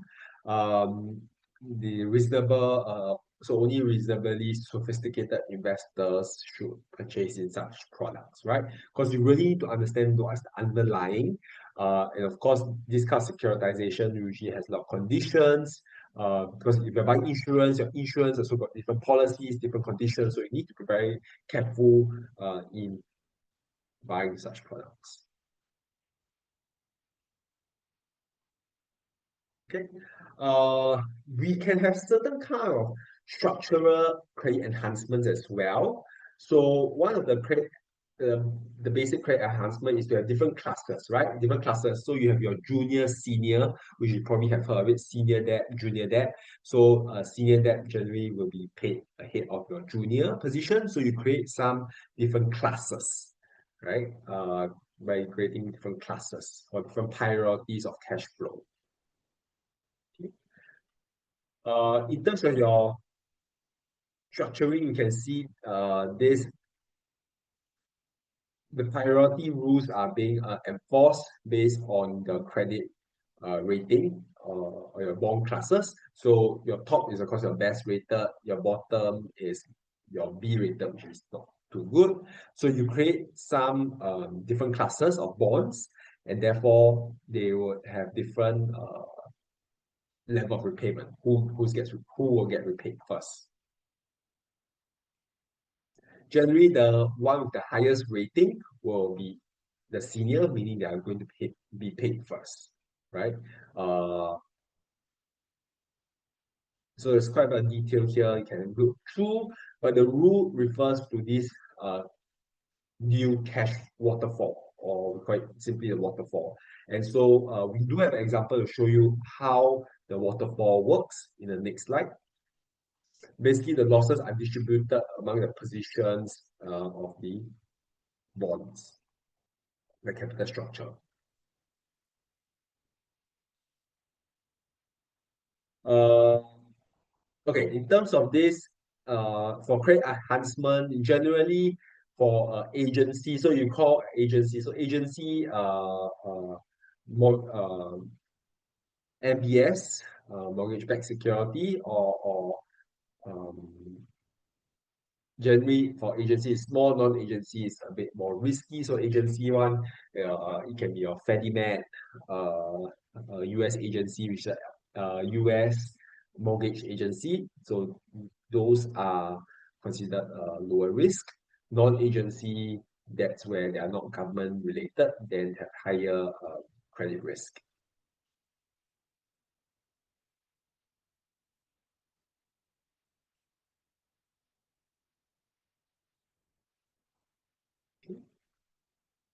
The rest are just some commentaries, can look through them. So, okay, so in terms of this, credit enhancement by having different tranches. So how does it work? So we have various assets, right? And then it's being collateralized, or it makes a mortgage-backed security, so that the financial institution FI creates a MBS, mortgage-backed security. They might place this into a special purpose vehicle, SPV. And so once they are placed in this SPV is going to sell these new products at different classes, right? We have the senior class or the senior tranche, your mezzanine tranche, and your equity tranche, right? And it's interesting to see, of course, your return on your senior is the lowest, mezzanine more, and your equity tranche is highest, right? Highest return. And so by having such tranching, we can get different returns, of course. But at the same time, depending on your risk appetite, you can invest accordingly. So let's look at this waterfall concept when there is zero default, right? So in this is a case of zero default. When there's zero default, let's say you have a cash flow stream. You have 100 million that's coming in, right? So this 100 million is coming in. We created three tranches: the senior, mezzanine, and equity, right? 80%, 15%, 5%. So in a situation where there's no default, you're just going to get the 100, right? So 100 meaning you get 80, you're going to get 15, 5. Everyone's happy. At the same time, at the mezzanine level, you can create a second mezzanine level, right? And this second mezzanine level, you have the senior again, you have the mezzanine and equity. And so this 15 is going to break down even further to 65%, 2.5%, and 10% here. So from your mezzanine, you're going to break even more. Now, this is a situation where there's no default. Now, let's look at a situation when, oh no, a default is happening, right? A 17% default is going to happen. So 70% of your asset which you have packed together in a ABS is now going to be defaulted. So in this defaulting situation of 70%, your first senior tranche, okay, so first of all, tell me how much is your default amount, right? 70% means that you only get back 83, means that you are going to default 17, yeah, 17 million. So now, then what's happening now? So it means that you're going to only get paid 83. So the senior tranche, which is 80 million, is going to get paid everything, right? Now, in your mezzanine, this is where there's only 3 million left. So your mezzanine is only get 3 million, means what? You actually supposed to get 15 million. So you only get 3 million, means that there's 80% loss. Your equity tranche is going to lose 100% of your money. So if I'm an equity tranche, I'm going to lose everything. It's all gone. Now, in the mezzanine, I'm going to lose 80%. However, because we know that we have we have a second tranching at the mezzanine level. Now, if I'm at the senior mezzanine tranche, I'm going to experience a 69% loss because I'm supposed to get 9.75, but now I get the full 3 million. So I still going to make some loss here. So imagine I've invested 9.7 million, I'm only going to get back 3 million. So I'm going to make a 69% loss. Now, on the mezzanine level, I'm going to, of course, not get any more money. I'm going to lose everything. I'm going to lose everything for equity tranche. So in this sense, you know, we see that, of course, the senior tranche is the best. Maybe the mezzanine senior is not too bad as well, even though you have almost a 70% loss. And other tranches below that all makes a 100% loss. This is the part of the concept, right? Questions?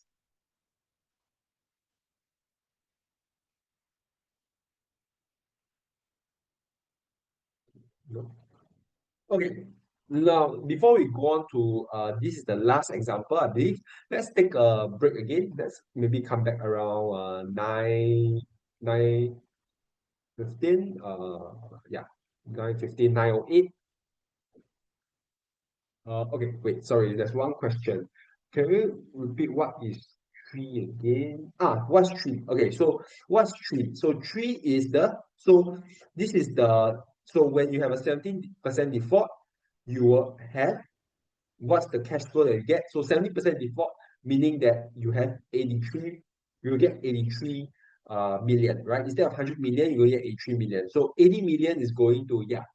So 80 million is going to the senior tranche, and then 83 minus 80, you left your 3 million. Yeah, that's right. Okay. Okay, so let's come back at around 9:15 and we will continue the last part of today's lecture.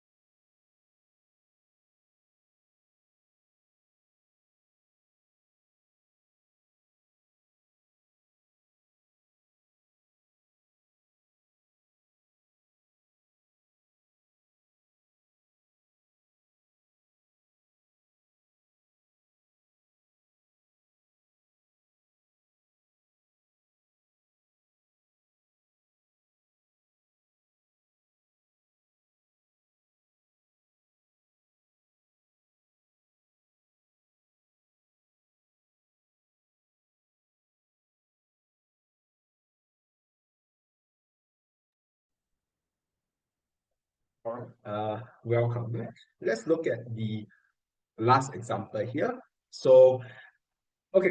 So it's an illustrative example of securitization, right? So we have, imagine what's this trying to say? So we have two portfolios here. We have two portfolios, 1,000 each. Okay. So for each portfolio, we know that there's going to be a probability where there's no default, 85%, and a 15% default, where when the default happens, you're going to get zero, right? These portfolios are the same. So based on the probability and the amount, we can calculate that the price of the portfolio is 850.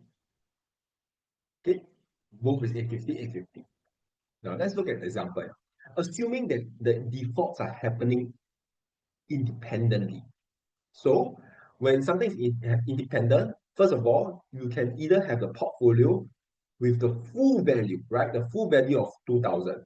So in this case, both 85%, 85 times 85% gives you 72.25. And this is where there is no default. We could have a situation where there is a default as well of 1,000, right? And so this 85 times 15 times 2. So either one default, one non default, or one non default and one the other default, right? So in this sense, you have 25.5% of probability of a $1,000 portfolio. Last but not least, you have a portfolio value of 0. And this happens where both defaults. And in this situation, the chances of this happening is 2.25%. So this is an independent default case. Now, I want to create a tranche, right? I create now a senior and junior tranche. Okay. So I have a portfolio of 2,000. I create 1,000 senior, 1,000 junior, right? I split the portfolio now. Okay. So in the independent default situation, so I repeat this thing again, right? So independent default situation. So in a situation where both the junior tranche and senior tranches are not defaulting, so the portfolio value remains at 2,000. This happens where with a 72.25% probability, right? Which is what we have calculated here, right? 72, 25, and 2.25. So 75% is going to be a full portfolio value. In a situation where there's only one portfolio, 1,000 is being left, meaning one portfolio remains. This situation is what? Where the junior defaults, but the senior doesn't default, right? Because now we have categorized it as senior and junior. So we for sure know that in a situation where one defaults, it must be the junior that defaults. Okay, and the probability is calculated earlier. And then for the zero portfolio value means both default, and this happens, meaning that both defaults, and this happens with 2.25% probability.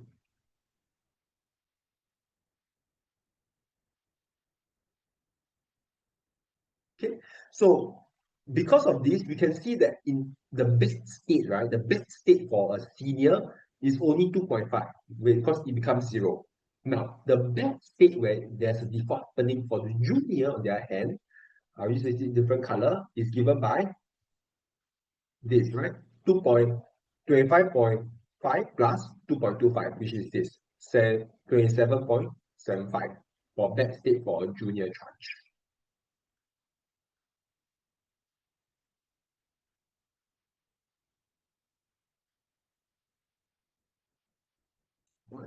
So in this case, we can price the senior tranche given by, how can we price the senior tranche?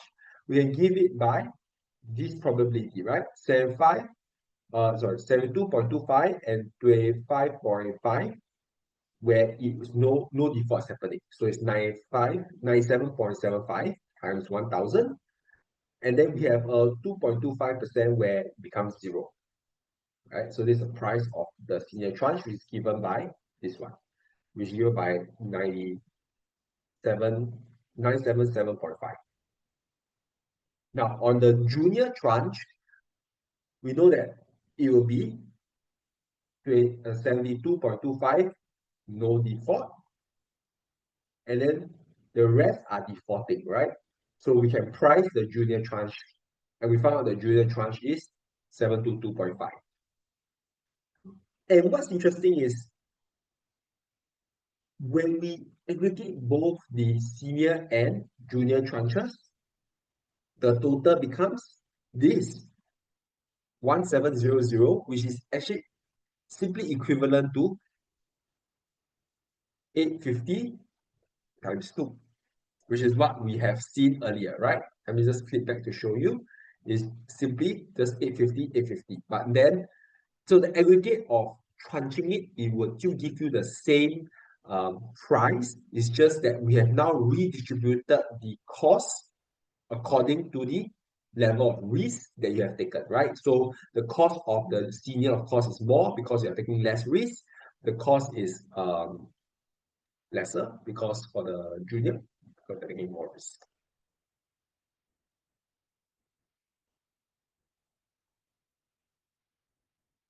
Now, why would you have a perfectly correlated default?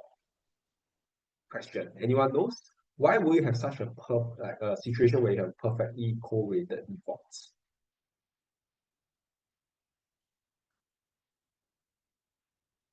Okay, sorry, I have a question. Sorry. For 100 location for both charge arbitrage, right? Yeah, so the 1,000 location is arbitrary, but why we put 1,000 in both senior and junior tranche is to show you that I want to be equivalent, right? I want to give you what 1,000 at senior, 1,000 at junior, um, and then show how by tranching it will give you different prices based on the amount of risk you take. Yeah, but it's a bit arbitrary. Yeah. Okay, yeah, the question of perfectly correlated default, you are right, when there's a market crash, right? When the market crash happens, your default becomes correlated, regardless of whether it is a senior or junior, it's going to be, it's going to default. So in a perfectly correlated situation where it's not going to default, both will not default.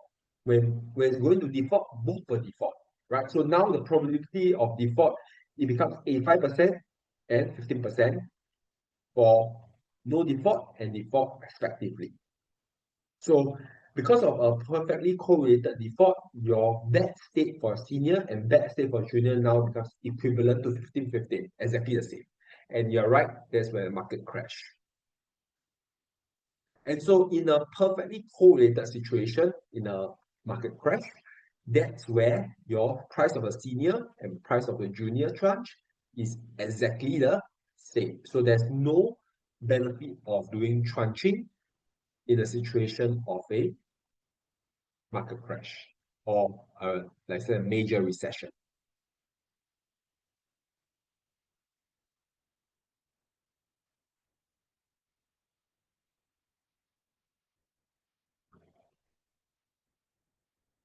Okay. So last few slides. So some this basic kind of real world securitization. Initially, in a typical situation, there might be very low default, but over time, of course, senior has the less risk, junior is the most risky. We can use various methods of tranching, insurance, based on demand of senior, demand on the junior. So generally, the junior tranche is by hedge funds. They are very high risk but high return. Of course, more senior tranche are more of your like invest corporate banks or maybe pension funds, which are more risk adverse or take lesser risk. However, when there is a market crash, that's where your senior tranche decline, your junior tranche will go decline even further, and this becomes a vicious cycle of losses, and the market basically crash because of that. This is just some global trends, maybe a bit outdated already because now I think what everyone is just talking about is on AI. So yes, technology, computerization, that's like long ago. Globalization is all gone. Now everyone just talks about AI. Right? All these are like old trends, I guess. All right. So yeah, congratulations. Actually, that's you have yeah completed all the content for this module. um oh no. It's yeah, I don't know. Maybe many of y'all are having a sigh of relief, like that's all for the module. I know at the start of the module it's intense. It can be quite yeah, intense, especially the first few, but maybe now that you have gone through the entire 6 sessions, you might feel that it's actually not too bad. Yeah. Hope or at least hope most of y'all feel that it's not super bad.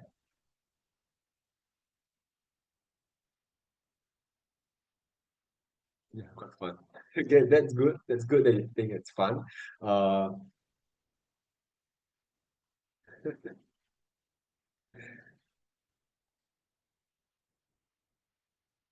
yeah. So yeah. So there's a cash reward. So in case of those who do not know, the top student for the cohort would get a cash reward of 600, which is I would say a nice Christmas gift. Especially if you work very hard. And if I'm not wrong, right? Correct me if I'm wrong. It's only this module because have you all taken other modules that have this cash reward? Because I do not know of any other modules that have this cash reward. Yeah, only this module. Yeah, so this module is very special. Yeah, I remember it's only this one. Okay, okay. Uh, okay. So we have two more agendas to cover today. Okay, so before that, do we have any questions for this lecture? Any queries that you'd like to ask?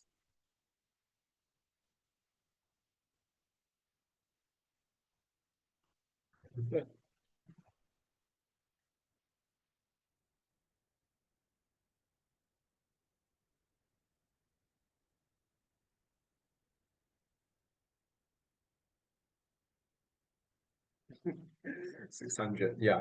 So normally the school will reach out to you if you have any if you get the 600. And yes, you can still reach out to me if you have any questions. That's of no issue. You can also reach out to me if you have no questions that might not be related to the module. It can be related to corporate banking in general.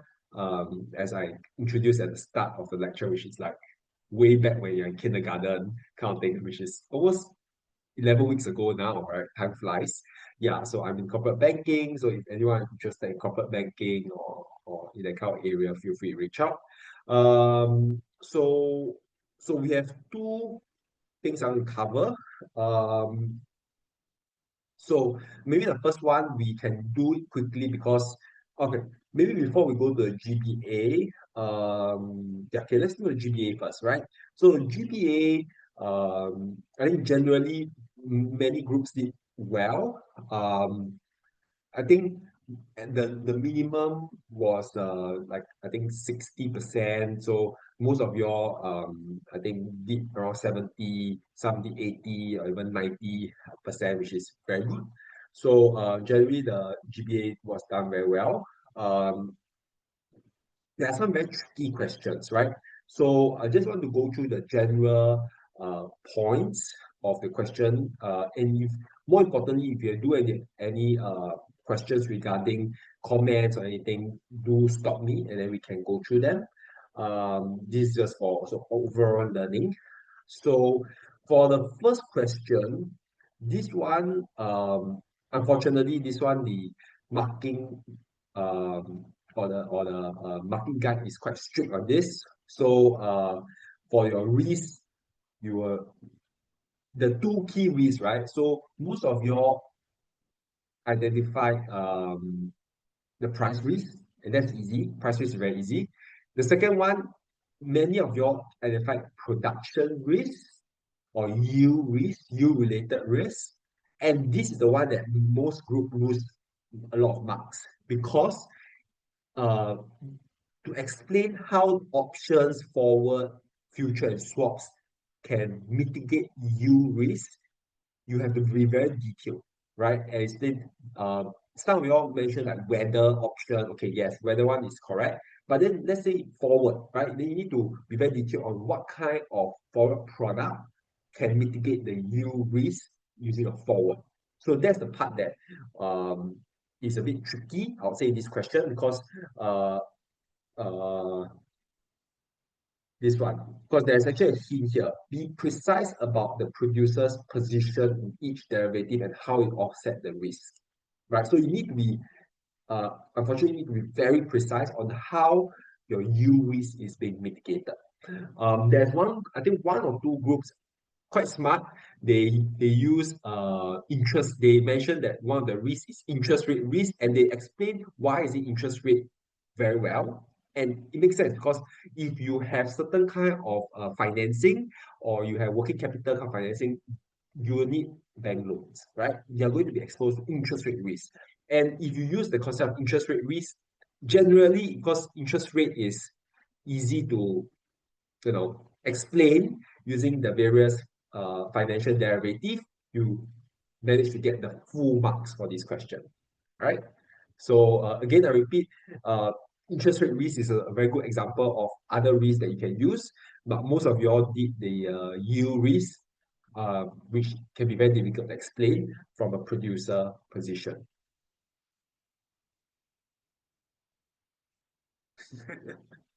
Yeah, some of you all no sweat and did very well.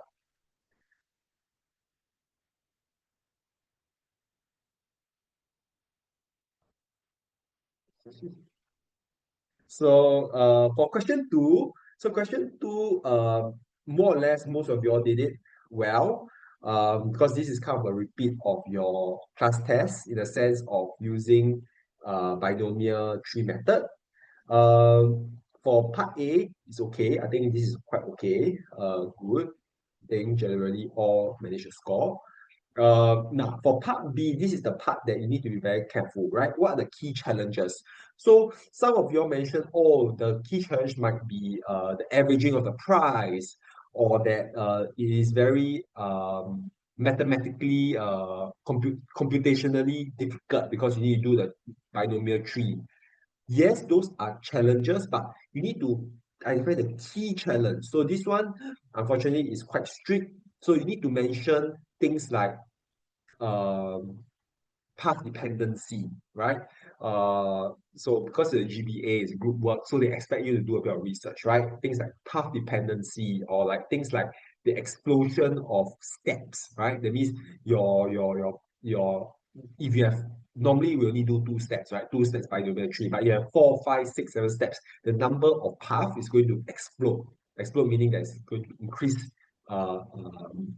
exponentially, and this makes it very difficult to compute. So if you mention those, then will be able to get the full marks. If not, then unfortunately you will not be able to get the marks because these are asking for key challenges.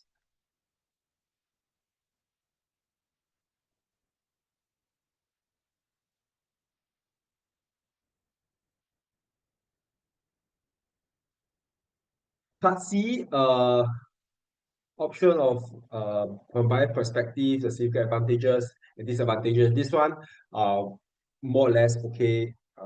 Everyone can explain some disadvantage and advantage. Okay, not issue. Um, Question three, generally also quite well done. These are just short answer questions. See which one. Let's see during the thing.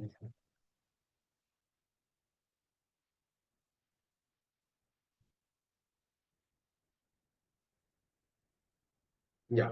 So generally, these are short answer, so not so difficult. I'll say maybe there's just a bit of confusion on this what's open interest. Maybe do not really understand what's open interest. but we have gone through this in class. So they are not just about trade positions, but they are about open positions, right? So you need to just exclude open positions here. The rest are okay, zero sum game, that's fine. Um, Basically, this is a false one. It's not totally zero sum. So those that say it's a zero sum, then you lose the marks, right?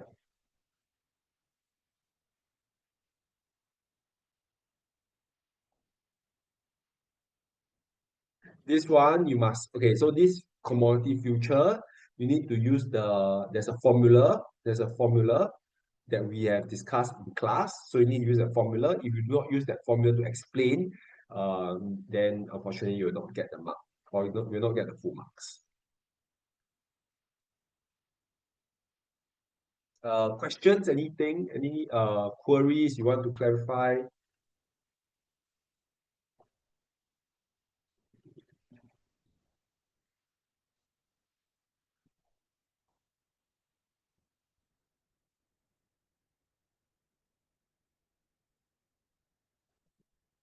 Okay. Question four. Question four, it's 16 marks, quite a lot of marks. And basically this one, right, say a large jump. So your focus on strategy must focus on large jump, and this jump can be jump down or jump up, right? And so your strategy must be capitalizing on volatility. That's the main thing about this question. So you need to suggest strategies that capitalize on volatility. So if your strategy is just invest in like a stock with a forward, then you might not even get mark. Because if you invest in forward, it's like a stock return, right? Then you might not get the full marks for this. But as long as you suggest things like a shredder, a bull, yeah, a collar, then you should really get more of the marks. Yeah, the bull spread, yeah, then you should get the marks. Question five. This one is because it's GBA, which is a teamwork.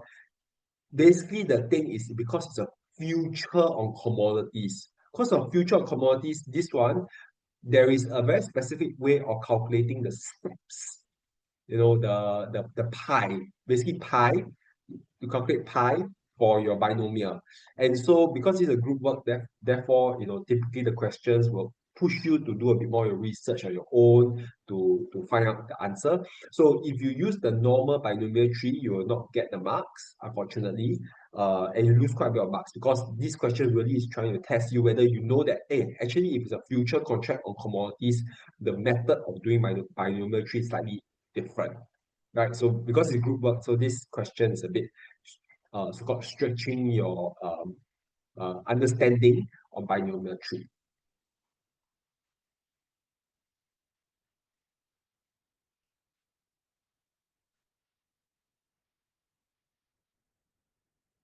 Uh, no questions? Question six, last but not least, I think generally, if I'm not wrong, most of the group did simple interest method of calculating your swap. Uh, I think most group had no issues with part A, but part B is the one that is a bit tricky. So I think there's only one group that did this using the compound interest method and did it perfectly. So very good to that group to use compound interest because like what I mentioned during class that in finance we typically do not use simple interest. Um, but and in class, I kind of taught the compound interest method, but it can be a bit complex. So in the lecture slides, the lecture group slides, they actually use the simple interest method, and I think many of the group referred to that and use the simple interest method to calculate um, A and B, which is you get the full marks as well if you did correctly. So just take note that I think for groups that need simple interest method, I did just put a comment that just be careful because if you are asked to do swap calculation next time, or even let's say you're doing your CFA, you want to do sub calculation, typically they use the compound interest method, right? So the simple interest method that's taught in the main lecture PowerPoint slides, that one is a simplified version. So just be careful on that. Uh, Now for part B, the only tricky part is this, right? So the tricky part of part B is that for those who so part B is also a bit of, because it's group work, so you need to, kind of do a bit of research, discuss a bit. The part about part B is that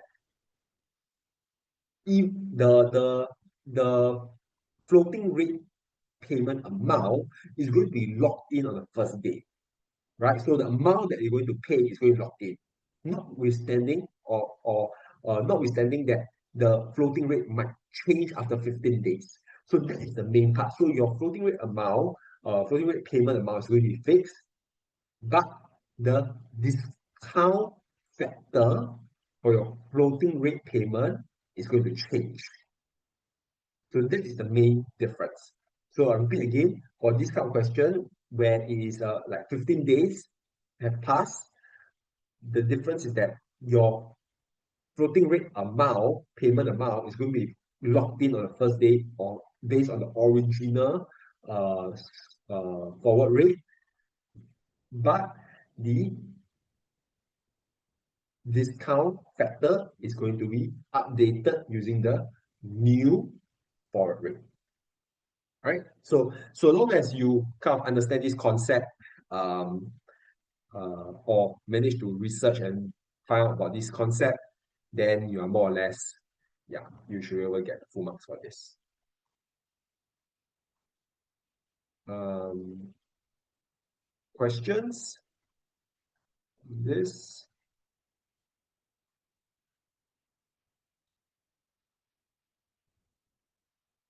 No. Okay, so if you do have any questions, yeah, Mr. Coupon interest. uh, yeah, it's good. So maybe the last part of the class in this module, and just want to highlight some high level comments on as you prepare to submit your ECA. And this is generally for all ECAs. So it's not only just for this ECA. And most of y'all are also year three, so you kind of already know this. But you know that for most ECA, there is the presentation and PowerPoint component, right, of your assessment. So normally, these two components are the easiest to score and lose marks.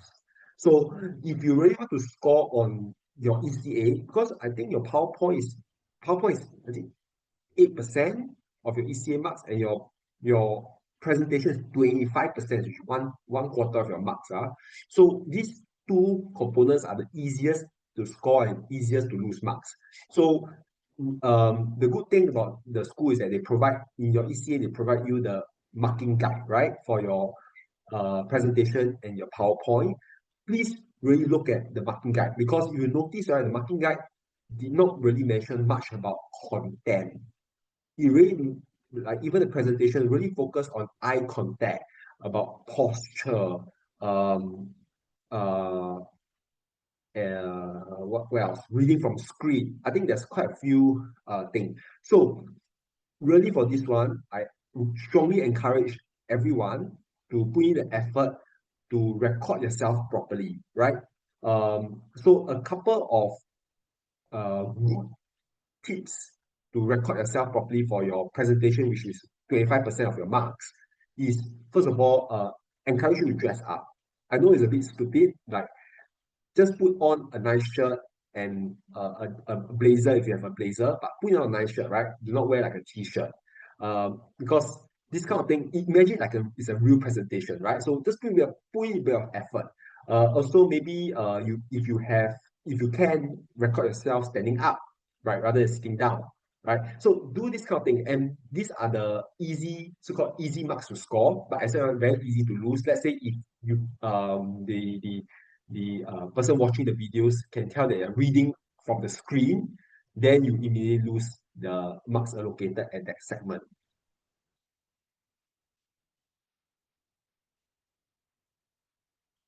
Yeah. So in terms of, okay, so that's more for the presentation, right? So again, I repeat, for presentation, they are really looking at your articulation, the speed of the presentation, uh, eye contact, etc. Right? So I know sometimes it's a bit difficult when you record yourself. Like even when I present, sometimes I'm looking at the screen, right? So I'm not looking into the camera. But for this one, because you're recording, really encourage you to try to force yourself to look into the camera while recording yourself, right? And of course, replay before you submit. So those are like really easy marks to score. Of course, dress up, don't read from script, that kind of things, right? Then you should be good for this presentation component. And again, the biggest tip is that the marking guide is given to you, which is not the case for all your written question, right? For your this presentation and your PowerPoint, the marking guide is given to you. So if you hit all the marking guide, you are for sure going to get full marks for your presentation. Of course, if you know that you are reading from the script, you know you immediately lose that marks from that component. Okay, so that's the biggest tip for your presentation. Now, you have a question on the slides. So the slide also has a marking guide, right? And so generally, the you can imagine how a good slide would be, right? So a good slide would be, a bit more, maybe whether it's more a bit colorful, more engaging. And nowadays with AI, you can actually kind of ask AI to do the slide and then you modify accordingly, right? So there, no one's stopping you from using AI to beautify your slides. Uh, yeah, so you can try and make it more beautiful, engaging, and yeah, then you should do well. Slides. Your slide need not be super detailed. Again, if you notice, the marking guide for the slides are not about content, right? Similarly, about your presentation is not really about content as well. Even though of course you must be saying something is proper, you're not like talking rubbish. But yeah, the main thing that they're assessing, if you look at your slides, um, marking guide is it's about the layout, the color, the font, these kind of things. So yeah,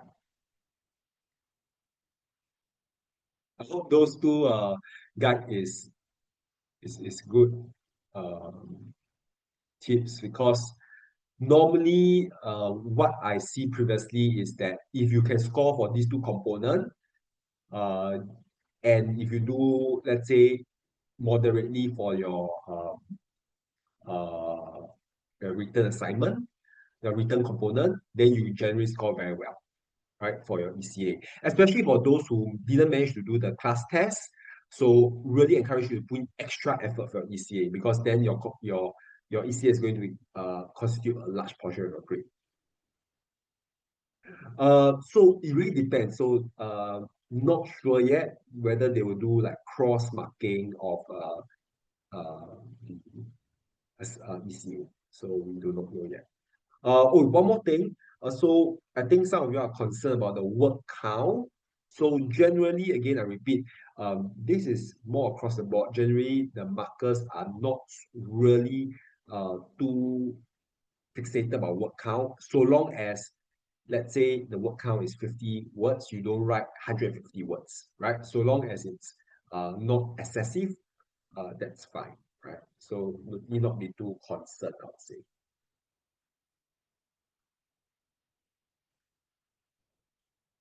Yeah, if it's 40, you write 60, that's fine. Yeah. Generally, the markers are not very concerned about the word count.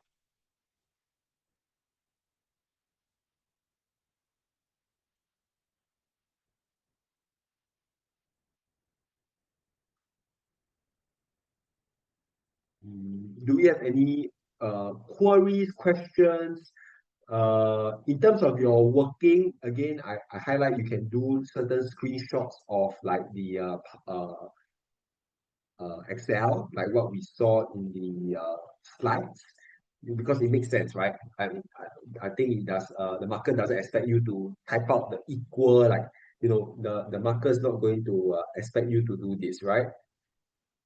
Like this, the marker is not going to expect you to do all these things, right? These are more really explanation, so it's fine if you are using Excel to show the calculations like this. This is fine.